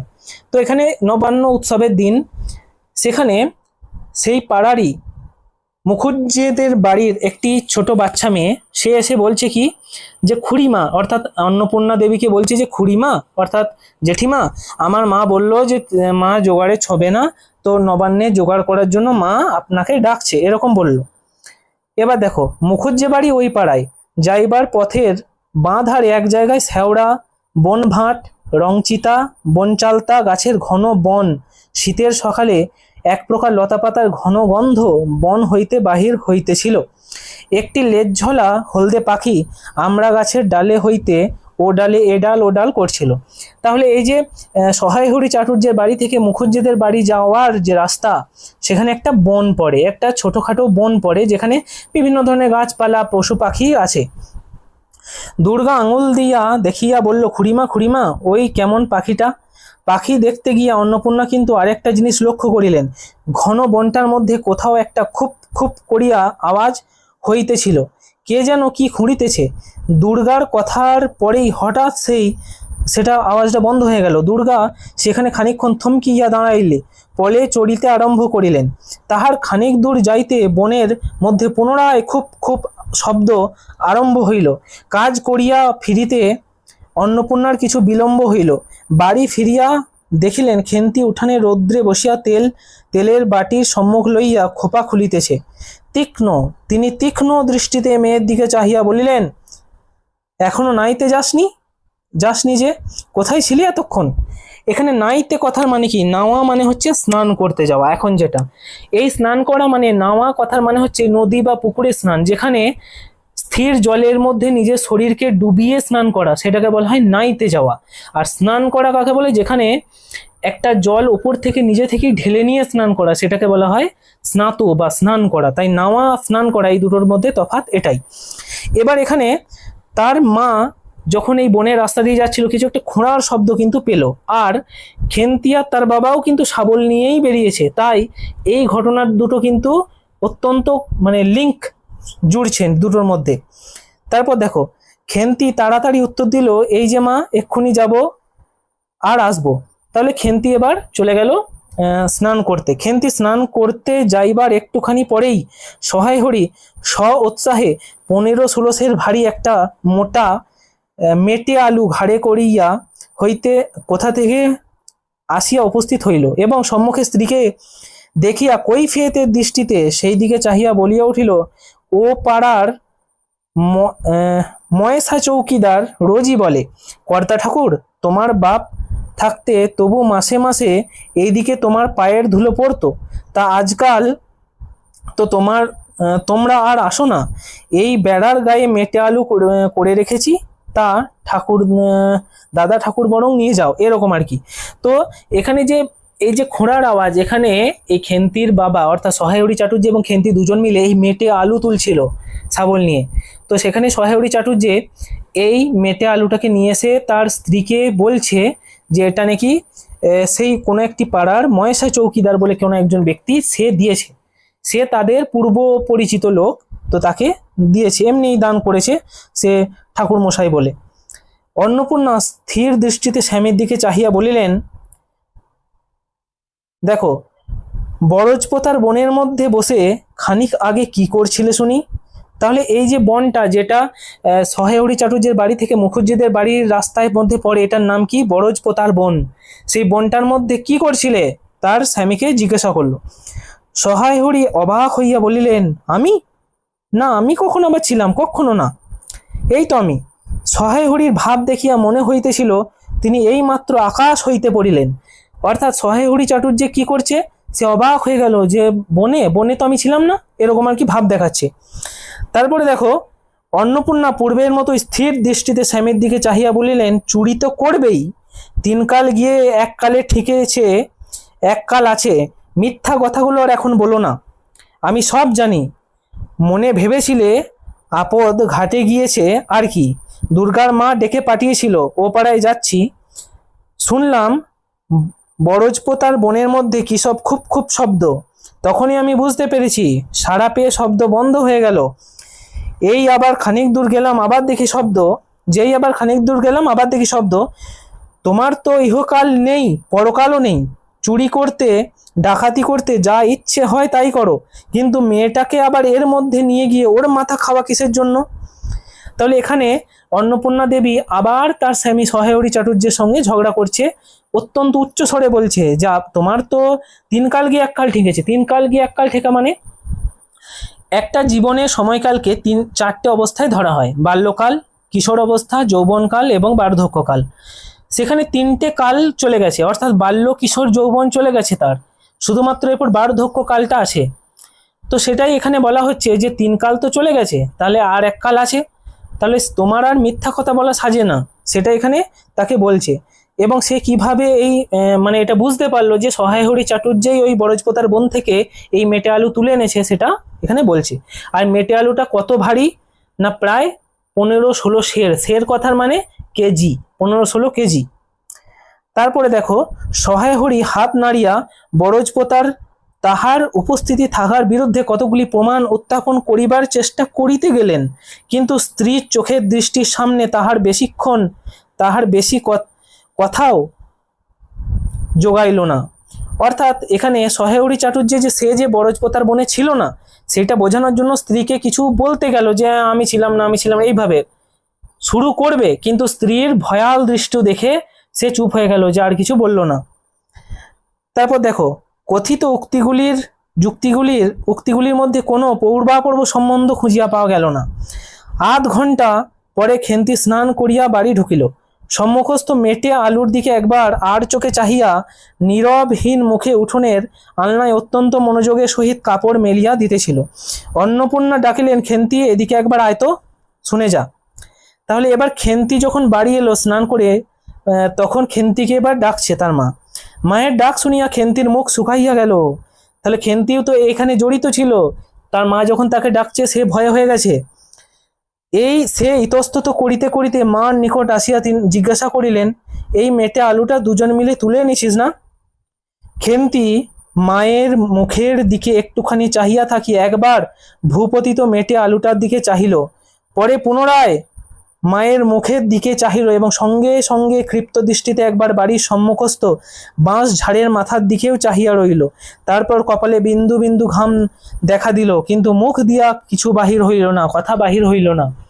মানে খেন্তি আকারে ইঙ্গিতে একবার বাঁশ বনের দিকে চাইছে, একবার বনের দিকে চাইছে, এসব করে সে বোঝাই দিল যে হ্যাঁ সে ছিল এখানে, সেও এটাকে এনেছে, কিন্তু তার মায়ের কথাতে আর কোনো রকম সে আর রাগ কাটলো না, মানে তার মা তাকে এখনই বকবে। অন্নপূর্ণা কড়া সুরে বলিলেন, কথা বলছিস না যে বড়, এই মেটে আলু তুই এনেছিস কি না? কিন্তু খেন্তি বিপন্ন চোখে মার মুখের দিকে চাহিয়া ছিল, উত্তর দিল হ্যাঁ। তাহলে খেন্তি যখনই তার মা এবার সুর চড়ালো যে এবার মারধর হবে, তখনই সে কি উত্তর দিল যে হ্যাঁ এনেছি। অন্নপূর্ণা তেলে বেগুনে জ্বলিয়ে উঠিয়া বলিলেন, পাজি, আজ তোমার পিঠে আমি আস্ত কাঠের চেলা ভাঙবো, তবে ছাড়বো। বরজপোতার বনে গিয়েছে মেটে আলু চুরি করতে। সমর্থ মেয়ে, এখানে সমর্থ মেয়ে বলতে সমর্থ মেয়ে, বিবাহ উপযোগ্য বড় মেয়ে, বিয়ের যোগ্যী হয়ে গেছে কোন কালে? সেই এক গলা বিজন বন, যার মধ্যে দিন দুপুরে বাঘ লুকিয়ে থাকে, তার মধ্যে থেকে পরের আলু নিয়ে এলো তুলে। যদি গোসাইরা চৌকিদার ডেকে তোমাদের ধরিয়ে দেয়, তোমার কোন শ্বশুর তোমায় বাঁচাতো? আমার জোটে খাবো না জোটে খাবো না, তাই বলে পরের জিনিসে হাত? এ মেয়ে নিয়ে আমি কি করব মা? তাহলে এখানে অন্নপূর্ণা দেবী তার মেয়েকে খুবই বকাবকি করছে যে ওই যে বন থেকে তারা মেটে আলু চুরি করে এনেছে, এটা অত্যন্ত খারাপ জিনিস, যে পরের জিনিস চুরি কেন? তো জোটে খাবো না জোটে খাবো না, কিন্তু চুরি কেন করব? 2-3 দিন পরে একদিন বৈকালে ধুলো মাটি মাখা হাতে খেন্তি মাকে আসিয়া বলিল, মা মা দেখবে এসো। তাহলে 2-3 দিন পরে বিকালে খেন্তি তার মাকে কিছু একটা দেখাতে নিয়ে গেল। অন্নপূর্ণা গিয়া দেখিলেন ভাঙা পাঁচিলের ধারে যে ছোট খোলা জমিতে কতকগুলি পাথরকুচি ও কণ্টকির জঙ্গল হইয়াছিল, খেন্তি ছোট বোনটি লইয়া সেখানে মহা উৎসবে তরকারির আওলাদ করিবার আয়োজন করিতেছে। তরকারির আওলাদ বলতে তরকারির জন্য কিছু আয়োজন করছে তার মানে বোনকে নিয়ে।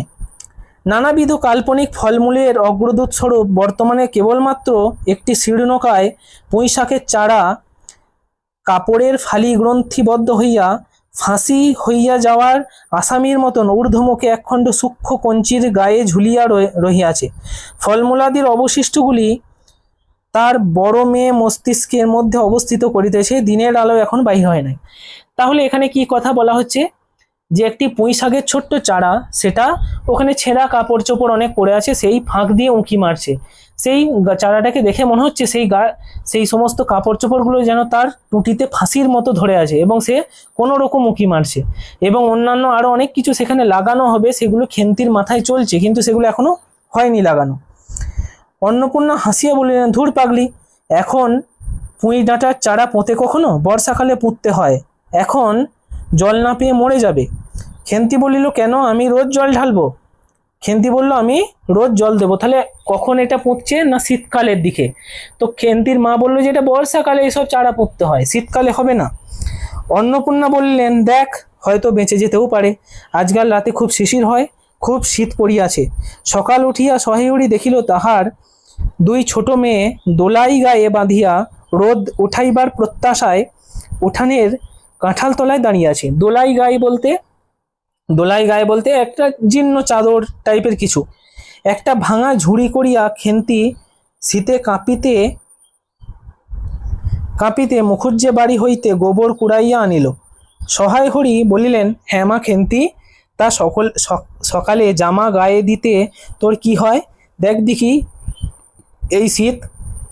তাহলে খেন্তিকে তার বাবা কি বললো, যে এই শীত, এটা ভয়ঙ্কর শীত, এখন সকালে গায়ে কিছু দিতে হয়। আচ্ছা দিচ্ছি বাবা, কই শীত, তেমন কই? হ্যাঁ দেখ, এক্ষুনি দে, অসুখ বিসুখ 5 রকম হতে পারে, বুঝলি নে। সহায় হরির বাইর হইয়া গেলেন। ভাবিতে ভাবিতে গেলেন, তিনি অনেক দিন মেয়ের মুখ ভালো করিয়া চাহেন নাই। খেন্তির মুখ এখন সুশ্রী হইয়া উঠিয়াছে। এবার খেন্তির যে জামা আছে তার ইতিহাস এখানে দেওয়া হচ্ছে। দেখো যে খেন্তির জামা কাপড় কি অবস্থা, তার বাবা তো তাকে জামা পরতে বলল। জামার ইতিহাস নিম্নলিখিত রূপ। বহু বৎসর অতীত হইল, হরিপুরের রাসের মেলা হইতে সহায় হরি কালো সার্জের এই 2.5 টাকা মূল্যে জামাটি ক্রয় করিয়া আনেন। ছিঁড়িয়া যাইবার পর তাহাতে কতবার রিফু ইত্যাদি করা হয়েছে। সম্প্রতি গত বছর খেন্তির স্বাস্থ্যোন্নতি হওয়ার দরুন জামাটি তাহার গায়ে আর হয় না। সংসারের এসব খোঁজ সহায় হরি রাখিতেন না। জামার বর্তমান অবস্থা অন্নপূর্ণার জানা ছিল না। খেন্তির নিজস্ব ভাঙা টিনের তোরঙ্গের মধ্যে উহা থাকিত। তাহলে খেন্তির জামার কি দুর্দশা বলছে, যে খুবই গরিব একটি ফ্যামিলি, সেখানে একটা কবে জামা কিনে আনা হয়েছে, সেই জামাটাই তারা পরে ঘুরে বেড়াচ্ছে, মানে তার নতুন কোনো জামা, সেই জামাটাই ছিঁড়ে গেলে রিপু থেকে আবার রিপু, এইভাবেই চলছে। এবার দেখো, পৌষ সংক্রান্তি সন্ধ্যাবেলায় অন্নপূর্ণা একটি কাঁশিতে চালের গুঁড়ো, ময়দা ও গুড় দিয়া চটকাইতেছিলেন। এবার পৌষ সংক্রান্তির দিনে কথা বলা হচ্ছে। একটি ছোট বাটিতে 1 বাটি তেল, খেন্তি কুড়ুনি নিয়ে একটি কলা পাতা পাড়িয়া 1 থালা নারকেল কুড়িতেছে। অন্নপূর্ণা প্রথমে খেন্তির সাহায্য লইতে স্বীকৃত হন নাই, কারণ সে যেখানে সেখানে বনে বাদারে ঘুরিয়া ফেলে, তাহার কাপড় চোপড় স্বাস্থ্যসম্মত ও সূচি নহে। অবশেষে খেন্তি নিতান্ত ধরিয়া পড়ায় হাত পা ধোয়াইয়া ও সূক্ষ্ম কাপড় পরাইয়া তাহাকে বর্তমান পদে নিযুক্ত করা হয়েছে। কোন পদে না? আজকে পৌষ সংক্রান্তি, খেন্তিকে নারকেল কোড়ার দায়িত্ব দেওয়া হয়েছে। কি হচ্ছে না, চালের গুঁড়ো, ময়দা এসব দিয়ে কিছু একটা পিঠে টাইপের হবে, কারণ পৌষ সংক্রান্তিতে আমাদের পিঠে পুলি হয়, সেটা আমরা সকলেই জানি, সেটাও এখানে বলা হচ্ছে। ময়দার গোলা মাখা শেষ হইলে অন্নপূর্ণা উনুনের খোলা চাপাইতে যাইতেছেন। ছোট মেয়ে রাধি হঠাৎ ডান হাত পাতিয়া বলিল, মা একটু একটু দাও, এটা বলছে আর কি। কারণ দেখো, তাদের খুবই অভাবের পরিবার, তো সেখানে ছোট মেয়ে এরা একটু ভালো মন্দ কিছু হলেই তারা একদম খুবই মানে সেটা নিয়ে আকুলি বিকুলি করে। অন্নপূর্ণা বড় গামলাটা হইতে একটুখানি গোলা তুলিয়া লইয়া হাতের আঙুলে 5টির দ্বারা একটি বিশেষ মুদ্রা রচনা করিয়া একটু রাধির প্রসারিত হাতের উপর দিয়ে বললেন, মেজ মেয়ে পুটি অমনি বলিল, মা আমায় একটু। তাহলে এখানে মেজ মেয়েটিকে পুটি আর ছোট মেয়ে রাধি, তাহলে রাধিকে আর পুটিকে দুজনকেই দিল। পুটি অমনি ডান হাতখানা কাপড়ে তাড়াতাড়ি মুছিয়া লইয়া মার সামনে পাতিয়া বলিল, মা আমায় একটু। তাহলে পুটি হচ্ছে মেজো মেয়ে, সেও কি বলল যে আমায় একটু, আমাকেও দাও। খেন্তি সূচি বস্ত্রে নারিকেল কুড়িতে কুড়িতে লুব্ধ নেত্রে মধ্যে এদিক ওদিক চাহিতেছিল। এমন সময় খাইতে চাওয়ার পাছে মা বকে, সেই ভয়ে সে চুপ করেছিল।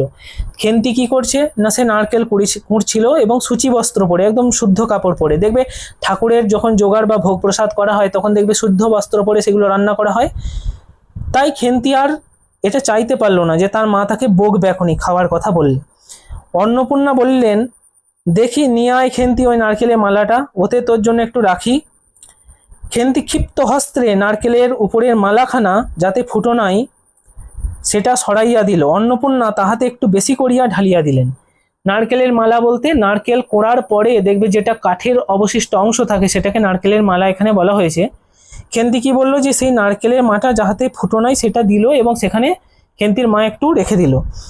মেজ মেয়ে পুটি বলিল, জেঠাইমারা অনেকখানি দুধ নিয়েছে, রাঙা দিদি ক্ষীর তৈরি করছিল, ওদের অনেক রকম হবে। কি হবে অনেক রকম না, পিঠে পুলি হবে। এখানে জেঠাইমা বলতে না সহায়হরি চাটুর যে খেন্তি, রাধি এবং পুটি এদের বাবা, তারই দাদা, মানে এদের সম্পর্কে যেটা হয়, তাদের ঘরে পুটি গিয়েছিল এবং সে কি দেখেছে যে তাদের বাড়িতে অনেক দুধ কিনেছে এবং তাদের রাঙা দিদি মানে তার জেঠাইমার যে মেয়ে, সে ক্ষীর বানাচ্ছে এবং অনেক ধরনের পিঠে তাদের বাড়িতে করা হবে। খেন্তি মুখ তুলিয়া বলিল, এ বেলা আবার হবে নাকি? ওরা তো ও বেলা ব্রাহ্মণ নিমন্ত্রণ করেছিল, সুরেশ কাকাকে, ও পাড়ার তিনুর বাবাকে। ও বেলা তো পায়েস, ঝোল, পুলি, মুক্তক্তি এইসব হয়েছে। তাহলে ও বেলা বলতে এটা কোন বেলার কথা বলা হচ্ছে না, সন্ধ্যা বেলায় চলছে কাজ খেন্তিদের। আর দিনের বেলাতেই তার জেঠিমাদের ঘরে অনেক রকম সাজসজ্জা করে বিভিন্ন লোক নিমন্ত্রণ করে খাওয়ানো হয়েছে। তাই খেন্তি জিজ্ঞাসা করছে যে এ বেলাতেও আবার হবে নাকি। তারপরে দেখো, পুটি জিজ্ঞাসা করিল, হ্যাঁ মা, ক্ষীর নইলে, মানে নইলে বলতে না হলে নাকি পাটিসাপটা হয় না? খেদি বলছিল, ক্ষীরের পুর না হলে কি পাটিসাপটা হয় না? আমি বললাম, কেন, আমার মা তো শুধু নারকেলের চাই দিয়েই করে, সে তো কেমন ভালোই লাগে। অর্থাৎ এখানে পুটি এবং এই যে খেন্তির পরিবারের অন্নপূর্ণা, তার মা সবাই মিলে বসে পিঠে পুলি করার কি তৈরি চলছে, এখন পাটিসাপটা তৈরি চলছে। তো ক্ষীর ছাড়া যে পাটিসাপটা হয় বা এটা নিয়ে একটা কথা বলা হলো। তারপরে দেখো, অন্নপূর্ণা বেগুনের বোঁটায় একটুখানি তেল মাখিয়া খোলায় মাখাইতে মাখাইতে প্রশ্নের সদুত্তর খুঁজিতে লাগিলেন। অর্থাৎ খেন্তি যে পুটি যে প্রশ্নটা করলো যে ক্ষীর ছাড়া কি পাটিসাপটা হয় না, তার মা তো নারকেলের চাই দিয়েই করে। কেন করে? কারণ খেন্তিদের বা অন্নপূর্ণা বা সহায়হরিদের অত আর্থিক সচ্ছলতা নেই যে তারা দুধ কিনে ক্ষীর করে পাটিসাপটা করবে। তারা যে নারকেল ইত্যাদি যা থাকে সেই দিয়েই করে। এবার অন্নপূর্ণা বেগুনের বোঁটায় একটুখানি তেল লাগাইয়া খোলায় মাখাইছ। তোমরা দেখে থাকবে যারা গ্রামের ছেলে মেয়ে আছো, যে তোমাদের যখন সরু চাকলির বড়া বা কিছু করা হয়, দেখবে বেগুনের একটা বোঁটাকে স্পঞ্জ আকারে ব্যবহার করে সেখানে তেল ডুবিয়ে ডুবিয়ে খোলায় দেওয়া হয় যাতে খোলাতে ওই বড়াটা চিটিয়ে না যায়। ঠিক সেটাই এখানে বলা হচ্ছে। খেন্তি বলিল, খেদির ওইসব কথা, খেদির মা তো ভারী পিঠে করে কি না? খেন্তি কি বললো যে খেদির ওইসব কথা, খেদির মা ভারী পিঠে করে কি না, হ্যাঁ ক্ষীরের পুর দিয়ে ঘিয়ে ভাজলেই কি আর পিঠে হলো, সেদিন জামাই এলে ওদের বাড়ি গিয়ে গেলুম কি না, তাই খুড়িমা দুখান পাটিসাপটা খেতে দিলে ও মা কেমন একটা ধরা ধরা গন্ধ, আর পিঠেতে কখনো কোনো গন্ধ পাওয়া যায়, পাটিসাপটা ক্ষীর দিলে ছাই খেতে হয়। তাহলে এখানে খেন্তি কি বলছে যে ক্ষীর দিয়ে ঘিয়ে ভাজলেই কি পাটিসাপটা সুন্দর খেতে হবে, হবে না, তার জন্য পাটিসাপটা কে করছে বা পিঠে করছে সেটা সুন্দরভাবে করা দরকার। তারপরে দেখো, বেপরোয়াভাবে উপরোক্ত উক্তি শেষ করিয়া খেন্তি মার চোখের দিকে চাহিয়া জিজ্ঞাসা করিল, মা নারকেল কোড়া একটু নেব? অন্নপূর্ণা বলিলেন, নে, কিন্তু এখানে বসে এখানে বসে খাস নে, মুখ থেকে পড়বে কি না, কি হবে, যা ওইদিকে যা। অর্থাৎ নারকেলের কোড়া কে করছে না খেন্তি করছে পাটিসাপটার জন্য। খেন্তি নারকেলের মালার এক থাবা তুলিয়া লইয়া একটু দূরে গিয়া খাইতে লাগিল। মুখ যদি মনের দর্পণ স্বরূপ হয় তবে খেন্তির মুখ দেখিয়া সন্দেহের কোনো কারণ থাকিতে পারিত না যে সে অত্যন্ত মানসিকভাবে তৃপ্ত অনুভব করিতেছে।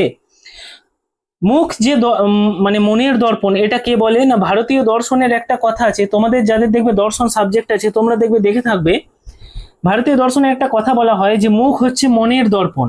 আমাদের মনে কি চলছে সেটা আমাদের মুখ দেখে কিন্তু অনেকখানি বুঝে ওঠা যায়, মানে মুখটা দেখি তার বোঝা যাবে। তো সেটাই বলছি যে খেন্তির মুখ দেখে তখন কিন্তু বোঝা যাচ্ছে যে সে অত্যন্ত পরিতৃপ্ত, খুবই আনন্দিত। তারপরে দেখো, ঘন্টাখানেক পরে অন্নপূর্ণা বলিলেন, ওরে তোরা সবাই এক টুকরো করে পাতা নিয়ে বস তো দেখি, গরম দি, খেন্তি জল দেওয়া ভাত আছে ও বেলা বার করে নিয়ে আয়। তাহলে খেন্তির জন্য ভাত এবং অন্যান্যদের জন্য পাটিসাপটা দেওয়ার এবার প্রস্তুতি চলছে। সেখানে সবাইকে গাছের পাতা নেওয়ার কথা বলা হলো। কেন? কারণ এদের খুবই অনটনের পরিবার, থালা কেনার মতনও টাকা নেই, থালা নেই ঘরে। খেন্তির নিকট অন্নপূর্ণার এ প্রস্তাব ঠিক মনোপুত হইল না, তাহা তার মুখ দেখিয়া বোঝা গেল। পুটি বলিল, মা বর্দি পিঠেই খাক, ভালোবাসে, ভাত বরং থাকুক, আমরা কাল সকালে খাবো। তাহলে এখানে খেন্তিকে কেন তার মা পিঠে দিতে চাইছিল না বা পাটিসাপটা দিতে চাইছিল না, তার কারণ একটু পরে আছে। দেখো যে খেন্তি অত্যন্ত খাবার প্রেমী বা পেটুক যাকে বলে, তো যেটুকু সরঞ্জাম হয়েছে পিঠে বা পাটিসাপটা সেটা খেন্তি একাই সাবার করে দেবে, অর্থাৎ তার একারই লেগে যাবে, তো অন্যরা হয়তো খুব বেশি খেতে পাবে না, যার জন্য খেন্তিকে তার মা বারণ করছে যে তুই পিঠে খাস না, তুই ভাত খা। এবার দেখো, কয়েকখানা খাইবার পরে মেজো মেয়ে পুটি খাইতে চাহিল না, সে নাকি অধিক মিষ্টি খাইতে পারে না। সকলের খাওয়া শেষ হইয়া গেলেও খেন্তি তখনও খাইতেছে, সে মুখ বুঝিয়া শান্তভাবে খায়, বড় কথা কহে না। অন্নপূর্ণা দেখিলেন সে কম করিয়া 18-19 খানা খাইয়াছে, জিজ্ঞাসা করিলেন, খেন্তি আর নিবি? খেন্তি খাইতে খাইতে শান্তভাবে সম্মতিসূচক ঘাড় নাড়িল। মানে খেন্তি কতগুলো পাটিসাপটা খেয়েছে? প্রায় 18-19 খানা। মানে বুঝতে পারছো যে ভালো মন্দ হয় না বাড়িতে, সেরকম আর্থিক সচ্ছলতা নেই, তো যেদিন হয়েছে খুবই আনন্দিত সাথে প্রচুর খেয়েছে। অন্নপূর্ণা তাহাকে আরো দিতে চাইলো এবং খেন্তি বলল যে হ্যাঁ নেব। খেন্তির চোখে ঈষৎ উজ্জ্বল আলো দেখিয়া হাসি ভরা চোখ মার দিকে চাহিয়া বলিল, বেশ খেতে হয়েছে মা, ওই যে তুমি কেমন ফেনিয়ে নাও, ওতেই কিন্তু সেই পুনরায় খাইতে লাগিল। অর্থাৎ তার মায়ের যে পাটিসাপটার গড়ার যে ধরন বা স্টাইল সেটা খুব সুন্দর খেতে হয়েছে, খেন্তি সেটা বলল।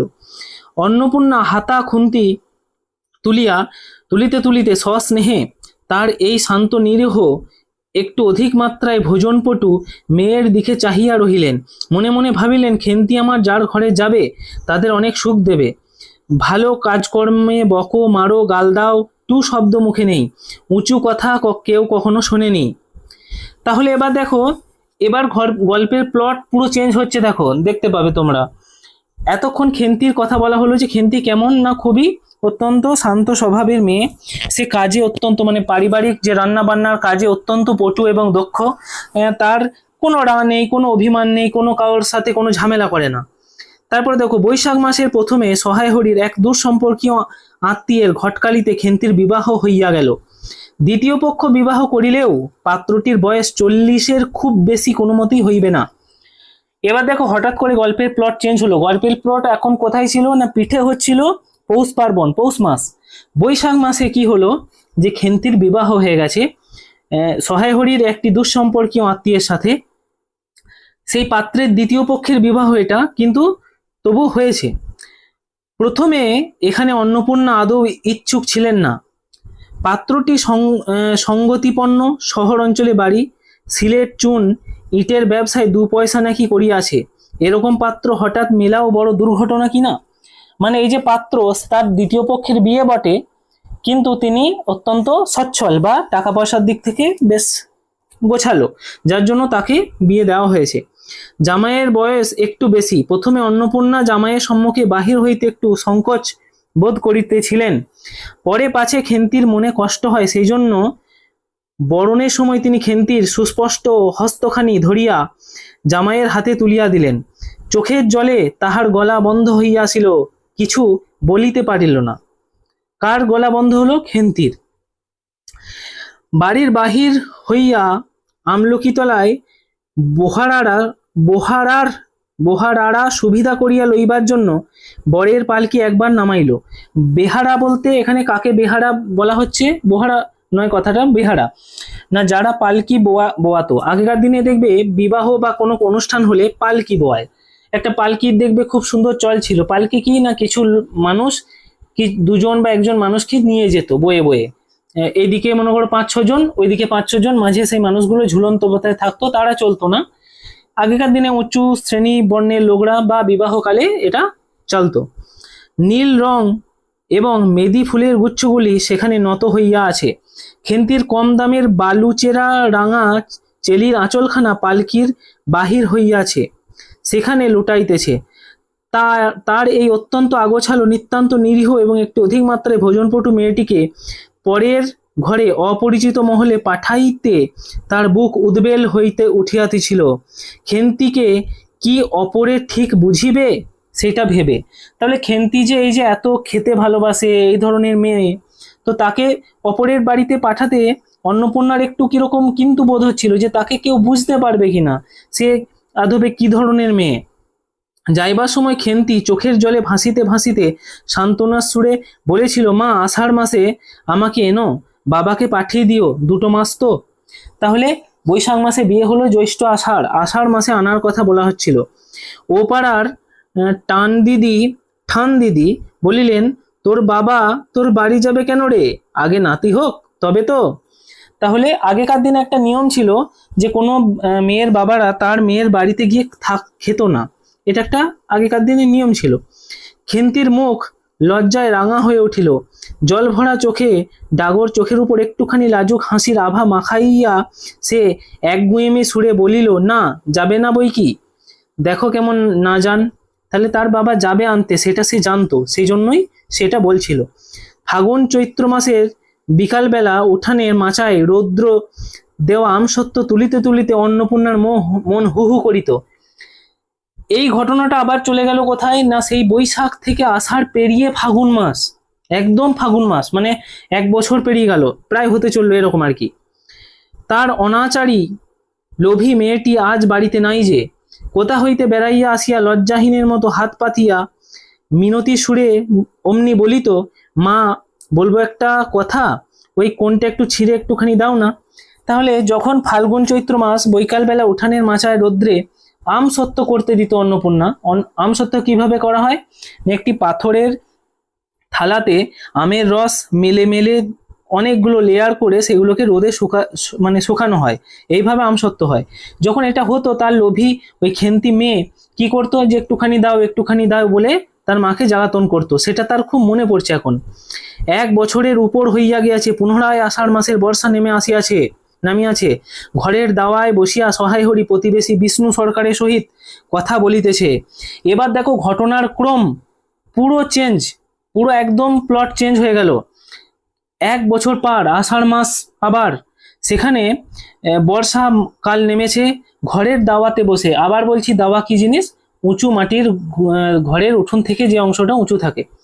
সহায় হরি তার প্রতিবেশী একজন বিষ্ণু সরকার তাকে বলছে, সহায় হরি তামাক সাজিতে সাজিতে বলিলেন, তুমি ধরে রাখো ওরকম হবেই দাদা, আমাদের অবস্থার লোকের ওর চেয়ে ভালো আর কি জুটবে। এখানে কার কথা বলা হচ্ছে না, খেন্তির বিবাহের কথা বলা হচ্ছে। কিছু একটি অঘটন ঘটেছে, সেই অঘটনটা কি একটু পরে তোমরা জানবে। সেটাই সেই বিষ্ণু সরকারকে সহায় হরি বলছে যে আমাদের এর থেকে আর কি জুটবে, কারণ আমাদের অবস্থা তো জানো, এই তো অবস্থা আমাদের, তাহলে এর থেকে কিছু আর হবে না। বিষ্ণু সরকার তালপাতার চাটাইয়ের উপর উবু হইয়ে বসিয়াছিলেন। দূর হইতে দেখিলেন মনে হইবার কথা, কিন্তু তিনি রুটি করিবার ময়দা চটকাইতেছেন মনে হচ্ছে। মানে কি হাত দিয়ে কি সানছিল, তামাক সানছিল, এমন সানছে মনে হচ্ছে যেন রুটি করার ময়দা সানছে। গলা পরিষ্কার করিয়া বলিলেন, না সব তো আর তাছাড়া আমি যা দেব নগদই দেব। তোমার মেয়েটির কি হয়েছিল কি? তাহলে এখানে কিছু একটা দেওয়ার কথা বলা হচ্ছে, এবং তোমার মেয়েটির হয়েছিল কি, এখানে কোন মেয়ের কথা বলা হচ্ছে? এখানে খেন্তির কথা বলা হচ্ছে। এখানে ঘটনার প্লট পুরো চেঞ্জ হলো, গল্পের এবার মন ভারাক্রান্ত হবে। দেখো যে সেই খেন্তি, যে মেয়েটির কথা এতক্ষণে বলা হলো, সে আর এই পৃথিবীতে নেই। তার সাথে কি হয়েছিল সেটাই জিজ্ঞাসা করা হচ্ছে। সহায় হরি হুঁকোয় 5-6টা টান কষিতে কষিতে বলিলেন, বসন্ত হয়েছিল শুনলাম। ব্যাপার কি দাঁড়ালো বুঝলে? মেয়ে তো কিছুতেই পাঠাতে চায় না। 250 আন্দাজ টাকা বাকি ছিল, বললে ও টাকা আগে দাও তবে মেয়ে নিয়ে যাও। তাহলে সহায় হরি চাটুর্যের মেয়ে খেন্তিকে কিছুমতেই তার শ্বশুর বাড়ি থেকে পাঠাচ্ছিল না। কেন না, তার মেয়ের পণ কিছু টাকা বাকি ছিল। আগেকার দিনে পণ প্রথা ছিল বিবাহের জন্য, তো সেই পণের কিছু টাকা বাকি ছিল, যেটা তাকে দিতে বলা হলো, এবং যদি দেয় তবেই তারা তার মেয়েকে পাঠাবে। এবার দেখো শেষ পাতায় চলে এসেছি। একেবারে চামার গো, এরকম বলছে, একেবারে চামার ওরা। তারপরে বললাম, টাকাটা ভাইয়া ক্রমে ক্রমে দিচ্ছি, পুজোর তত্ত্ব কম করে 30 টাকার কমে হবে না। ভেবে দেখলাম কি না, মেয়ের নানা নিন্দে উঠলো, ছোট লোকের মতো চলে আসে, হ্যাঁ হাফ হাতের ঘরের মতো খায়, আর কত কি। পৌষ মাসে দেখতে গেলাম, মেয়েটাকে ফেলে থাকতে পারলাম না, বুঝলে। তাহলে এখানে খেন্তির সঙ্গে কিছু একটা হয়েছিল, যে তার শ্বশুর বাড়িতে তাকে প্রচন্ড অশান্তি বা অনাচার করা হতো, সে গরিব বাড়ির মেয়ে বলে। সহায় হরি হঠাৎ কথা বন্ধ করিয়া জোরে মিনিট কতক হুঁকোয় টান দিতে লাগলেন। কিছুক্ষণ দুজনের কোনো কথা শোনা গেল না। তারপরে বিষ্ণু সরকার বলিলেন, তারপর কি হলো সেটা তো বলো। আমার স্ত্রী অত্যন্ত কান্নাকাটি করতে পৌষ মাসে দেখতে গেলাম, মেয়েটার যা অবস্থা করেছে। শাশুড়িটা শুনিয়ে শুনিয়ে বলতে লাগলো, না জেনে শুনে ছোট লোকের সঙ্গে কুটুম্বিতা করলে এরকমই হয়, যেমন মেয়ে তেমনি বাপ। পৌষ মাসের দিনে মেয়েকে দেখতে এলে শুধু হাতে। পরে বিষ্ণু সরকারের দিকে চাহিয়া বলি, আমরা ছোট লোক কি বড় লোক, তোমরা তো সরকার খুঁড়ো জানতে, তোমার তো সরকার খুঁড়ো জানতে বাকি নেই। বলি, পরমেশ্বর চাটুর্যের নামে নীলকুচির আমলে এ অঞ্চলে বাগে গরুতে এক ঘাটে জল খেয়েছে। আজ না হয় আমি প্রাচীন, আভিজাত্যের গৌরবে সহায় হরির শুদ্ধ স্বরে হা হা খানিকটা সূক্ষ্ম হাসলেন। এখানে দেখো, এই যে সহায় হরি চাটুর্যে, সে কি বলছে, খেন্তির বাবা, সে বলছে যে তার মেয়ের সঙ্গে খুবই খারাপ ব্যবহার তার শ্বশুর বাড়িতে হতো। এমনকি সে যখন গেছে, অবশ্যই তার হাতে টাকা পয়সা নেই, সে মিষ্টি কিছু দেনা পাওনা নিয়ে যেতে পারেনি, তো তার জন্য তাকে তার শ্বশুর বাড়ি থেকে প্রচুর অপমান করতো, তার মেয়ের শ্বশুর বাড়ি থেকে। এবং এখানে সহায় হরি চাটুর্য যেটা বলছে যে তার পূর্বেকার লোকরা অত্যন্ত, পরমেশ্বর চাটুর্যের তার বাপ ঠাকুরদা, তারা অত্যন্ত প্রভাবশালী ব্যক্তি ছিল এলাকার, কিন্তু এখন তারা গরিব হয়ে গেছে। বিষ্ণু সরকার সমর্থন সূচক একটা অস্পষ্ট শব্দ করিয়া বার কত ঘাল নাড়িল। মানে বিষ্ণু সরকার কি বলছে, হ্যাঁ হ্যাঁ তা তো বটেই। তারপর দেখো, ফাল্গুন মাসে তার বসন্ত হলো। এমন চামার গায়ে বসন্ত বেরোতেই টালায় আমার এক দূর সম্পর্কের বোন আছে, একবারে কালীঘাটে পুজো দিতে গিয়ে সে খোঁজ পেয়েছিল, তার ওখানে ফেলে রেখে গেল।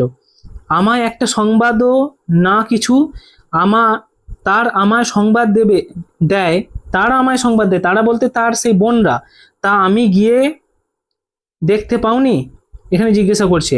তাহলে এখানে খেন্তির কি হয়েছিল না বসন্ত। বসন্ত মানে এখনকার যেটা চিকেন পক্স বলা হয়। তখনকার দিনে এই চিকেন পক্সের কোনো সেরকম ওষুধ ছিল না, যার জন্য চিকেন পক্স বা এই পক্স অত্যন্ত ছোঁয়াচে এবং ভাইরাল রোগ ছিল, যেটা হলে গ্রামের পর গ্রাম সবাই অনেক মারা যেত মানুষ। ঠিক আছে, কারণ তার সেরকম প্রতিষেধক ছিল না। না এমনি চামার গয়নাগুলো অসুখ অবস্থাতেই গা থেকে খুলে নিয়ে তবে টালায় পাঠিয়েছে। যাক, চলো যাওয়া যাক, বেলা গেল। চার কি ঠিক করলে? পিঁপড়ের টোপে মুড়ির চার তো সুবিধে হবে না। তাহলে এখানে যে আহ, একটি মানুষ, যে বিষ্ণু সরকার, তার সাথে সহেরি চ্যাটার্জি কি করতে যাবে বলছে? যাওয়া যাক মাছ ধরতে। যে চারটা কিসের হবে সেটা ঠিক করছে। তারপর কয়েক মাস কাটিয়া গিয়েছে, আজ আবার পৌষ পার্বণের দিন। এবার পৌষ মাসের শেষে এত শীত পড়েছে যে এরূপ শীত তাহারা কখনো জ্ঞানে দেখে নাই। কারা? না কোনো গ্রামবাসীরা। প্রচুর শীত পড়েছে। সন্ধ্যার সময় রান্নাঘরে বসিয়া অন্নপূর্ণা সরু চাকলির পিঠের জন্য চালের গুঁড়ার গোলা তৈরি করিতেছেন। পুটি ও রাধি উনুনের পাশে বসে আগুন পোহাইতেছে। রাধি বলিতেছে, আর একটু জল দিতে হবে মা, অত ঘন ফেললে হবে না। ফেললে কেন, এত ঘন করে ফেললে কেন? পুটি বলল, আচ্ছা মা, ওতে একটু নুন দিলে হয় না? তারপরে, ও মা দেখো রাধির দোলাই কোথায় ঝুলছে, ধরবে এক্ষুনি। তাহলে আবার সেই পৌষ পার্বণের দিন এসেছে, ঝুর চাগলির বড়া হবে বাড়িতে, এমন একটা দিন চলছে। এবার এখানে আরেকটা নিস্তব্ধতার কথা বা আরেকটা মানে অন্য স্বাদের কথা আমরা পাবো। এর পরের অংশটি দেখো। অন্নপূর্ণা বলিয়া উঠিলেন, সরে এসে বসো মা, আগুনের ঘাড়ে গিয়ে না বসলে কি আগুন পোহানো হয় না? এই দিকে আয়। গোলা তৈরি হইয়া গেল। খোলা আগুনে চড়াইয়া অন্নপূর্ণা গোলা ঢালিয়া মুচি দিয়া চাপিয়া ধরিলেন। দেখিতে দেখিতে মিঠে আছে পিঠে টোপরের মতো ফুলিয়া উঠিল। তাহলে এখানে কোন পিঠে বানানোর কথা হচ্ছে? না সরু চাকলির বড়া। আলো অর্থাৎ চালের গুঁড়ো এবং কিছু অন্যান্য উপাদান দিয়ে এটা তৈরি হয়, এটা চলছে। তাহলে এই যে ঘটনাটা আজকে বলা হচ্ছে, এটা কোন দিন? আজকেও পৌষ সংক্রান্তির দিন, অর্থাৎ পিঠে পার্বণ। পুটি বলিল, মা দাও। তাহলে এই যে কথাটা কাকে বলল যে এসে বস আগুন? এটা রাধিকে বলল, তার ছোট মেয়ে। পুটি বলল যে মা দাও, প্রথমের পিঠেখানা কানাচে ষাঁড় ষষ্ঠীকে ফেলে দিয়ে আসি। এখানে ষাঁড়া ষষ্ঠীকে না, আমাদের গ্রামাঞ্চলে প্রত্যেকটি যাদের ছেলে সন্তান আছে তাদের সন্তানের জন্য ষষ্ঠী পুজোর একটা খুবই প্রচলন আছে। আমরা গ্রামাঞ্চলে সবাই দেখে থাকো, দেখবে তোমাদের মা মানে বিশেষ করে মহিলারাই ষষ্ঠী পুজো করে থাকেন। তো সেখানে এই ষাঁড়া ষষ্ঠী বলতে একটি বিশেষ ধরনের সেই ধরনের দেবতা, যাকে গ্রামাঞ্চলে ভাবা হয় যে প্রথম যে তৈরি হওয়া অর্থাৎ খাদ্যদ্রব্য সেটা তাকেই উৎসর্গ করতে হয় এবং দিতে হয়। সেটাই এখানে পুটি বলল যে প্রথম পিঠেখানা ষাঁড়া ষষ্ঠীকে দিয়ে আসি। অন্নপূর্ণা বলিলেন, একা যাস নে, রাধিকে নিয়ে যা। তাহলে অন্নপূর্ণা কি বললেন? যে এটা রাতের বেলার ঘটনা, যে একা যাস না, রাধিকেও নিয়ে যা। খুব জ্যোৎস্না উঠিয়াছিল। বাড়ির পিছনে সাঁড়া গাছের ঝোপের মাথায় তেলা কচুর লতার থেলো থেলো সাদা ফুলের মধ্যে জ্যোৎস্না আটকাইয়া রহিয়াছে। এখানে খুব জ্যোৎস্না উঠিয়া বলছে যে পৌষ সংক্রান্তির দিন তোমরা লক্ষ্য করে থাকবে, যেদিন পৌষ পার্বণ অর্থাৎ পিঠের এই যে পর্বণটা হয় সেদিন দেখবে পূর্ণিমা থাকে। দেখবে অনেকের বাড়িতে সত্যনারায়ণ বা পূর্ণিমার পুজোও হয়ে থাকে। তাহলে এই পূর্ণিমা স্বভাবতই তাহলে চাঁদ উঠেছে, প্রচুর মানে একদম ঝকঝকে চাঁদ উঠেছে। এবার তেলাকচুর ঝোপ, তেলাকচু ফল যারা গ্রামাঞ্চলে ছেলেমেয়েরা তারা দেখতে পাবে যে ছোট ছোট তেলাকচু একদম লাল টকটকে ফল হয় পাকলে, যেগুলো পাখি, টিয়া পাখি ইত্যাদিতে খায়। তেলাকচুর সাদা ধরনের এক ধরনের ফুল হয়, সেই থলো থলো ফুলগুলোতে জ্যোৎস্না যেন আটকে একদম ঝকমক করছে এরকম মনে হচ্ছে। পুটি ও রাধি খিড়কির দোর খুলতেই একটা শিয়াল শুকনো পাতায় খসখস করিতে করিতে ঘন ঝোপের মধ্যে ছুটিয়া পালাইল। পুটি একখানা জোর করিয়া ছুটিয়া ঝোপের মাথায় ফেলিয়া দিল। তাহার পর চারিধারে নির্জন বাঁশ বনের নিস্তব্ধতা ভয় পাইয়া ছেলে মানুষ পিছু হাঁটিয়া খিড়কির দরজার মধ্যে ঢুকিয়া পড়িয়া তাড়াতাড়ি দ্বার বন্ধ করিয়া দিল। তাহলে এখানে তারা ছোট ছেলে, এই যে পুটি আর রাধি দুজন গেছে, তারা ছোট। এখানে কি বলা হচ্ছে যে তারা সেই ষাঁড়া ষষ্ঠীকে প্রথম যে পিঠেটা সেটা দিয়ে তাড়াতাড়ি বাড়িতে ঢুকলো। কেন না একটি শিয়ালের পায়ের শব্দ তারা শুনতে পাচ্ছে। পুটি ও রাধি ফিরিয়া আসিলে অন্নপূর্ণা জিজ্ঞাসা করিলেন, দিলি? পুটি বলিল, হ্যাঁ মা, তুমি তুমি আর বছর যেখান থেকে নেবুর চারা তুলে এনেছিলে সেখানে ফেলে দিয়ে এলাম। এখানে নেবুর চারা বলতে দেখো কথাটা নেবু আছে, লেবু নেই। এখনো আমাদের পূর্বকার দিনের মানুষ যারা আছে দেখবে লেবুকে লকে দন্তন্য উচ্চারণ করে নেবু বলে, ঠিক আছে? সেটাই এখানে গ্রামাঞ্চলের এক ধরনের ভাষা এখানে বলা হচ্ছে। এরপরে দেখো যে তারপর সে রাত্রে অনেকক্ষণ কাটিয়া গেল, পিঠে গড়ার প্রায় শেষ হইয়া আসিয়াছে, রাতও তখন খুব বেশি। জ্যোৎস্নার আলোয় বাড়ির পিছনের বনের অনেকক্ষণ ধরিয়া একটি কাঠঠোকরা পাখি ঠক ঠক ঠক করিতেছিল। তাহার স্বরটা যেন ক্রমেই তন্দ্রালু হইয়া পড়িতেছে। দুই বোনের খাইবার জন্য কলার পাতা চিরিতে চিরিতে পুটি অন্যমনস্কভাবে হঠাৎ বলিয়া উঠিল, দিদি বড় ভালোবাসতো। এখানে তাহলে কার কথা বলা হচ্ছে? সেই খেন্তি, পুটি এবং রাধির বড় দিদি খেন্তি। খেন্তির কথা বলা হচ্ছে যে সে এই খাবার বা পৌষ পার্বণের পিঠে এই পাটিসাপটা খুব খাবার জন্য খুবই উৎসাহী ছিল এবং খুবই ভালোবাসতো খেতে। সে আজকে এই পৃথিবীতে তাহলে আর নেই, কারণ ভালোবাসতো কথাটা আছে দেখো, মানে সে আর পৃথিবীতে নেই, যার জন্য এখানে অতীতকাল ব্যবহার করা হয়েছে। এবং এখানে আরেকটা কথা বলা আছে দেখো, যে একটি কাঠঠোকরা পাখি ঠকঠক করে শব্দ করেছে, হঠাৎ স্বরটা তন্দ্রালু হয়ে পড়লো। তন্দ্রালু কথার মানে কি? তন্দ্রা কথার মানে হচ্ছে ঘুম, আর তন্দ্রালু মানে হচ্ছে এখানে কথাটা ইউজ করা হয়েছে যে নেশার মতো হয়ে গেল, একটি খুবই মানে ঘোরের মতো লাগছে সবাইকে, এমন হয়ে গেল। তিনজনেই খানিকক্ষণ নির্বাক হইয়া বসিয়া রহিলেন। তাহার পরে তাদের তিনজনেরই দৃষ্টি কেমন করিয়া আপনা আপনি উঠানের এক কোণে আবদ্ধ হইয়া পড়িল। তিনজন বলতে রাধি, পুটি আর তার মা অন্নপূর্ণা, তিনজনেই নিস্তব্ধ হয়ে গেলেন তাদের বড় মেয়ের প্রসঙ্গ উঠলেই।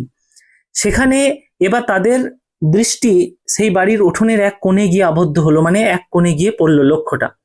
সেখানে বাড়ির সেই লোভী মেয়েটি লোভের স্মৃতি পাতায় পাতায় শিরায় শিরায় জড়াইয়া তাহার কত সাধের নিজের পোতা পুঁই গাছটি মাচা জুড়িয়া বাড়িয়া উঠিয়াছে।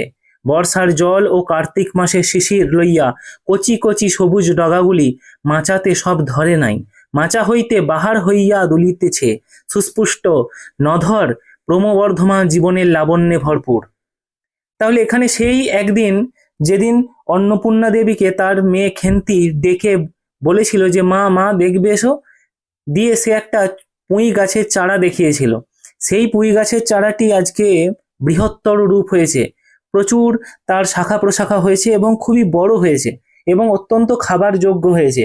কিন্তু দুঃখের বিষয় সেই খেন্তি আর জীবিত নেই। তাহলে এখানে এই গল্পের পরিশেষে এসে কি পাওয়া গেল? যে খেন্তি বলে যে মেয়েটিকে নিয়ে শুরু হয়েছিল কাহিনী, সে এখন আর জীবিত নেই। তার শ্বশুর বাড়িতে বিবাহের পরে বসন্ত রোগ ধরেছিল, সেই রোগেই সে মারা গেছে চিকিৎসার অভাবে। যাই হোক, এই গল্পটা পড়ে আশা করছি তোমাদের ভালো লেগেছে এবং অনেক কিছু শিখতে পেরেছো, জানতে পেরেছো। যদি অবশ্যই ভালো লাগে এই ভিডিও লাইক করবে এবং কিছু বলার থাকলে কমেন্ট করবে, অবশ্যই চ্যানেলের সাথে থাকবে, সাবস্ক্রাইব করতে ভুলবে না।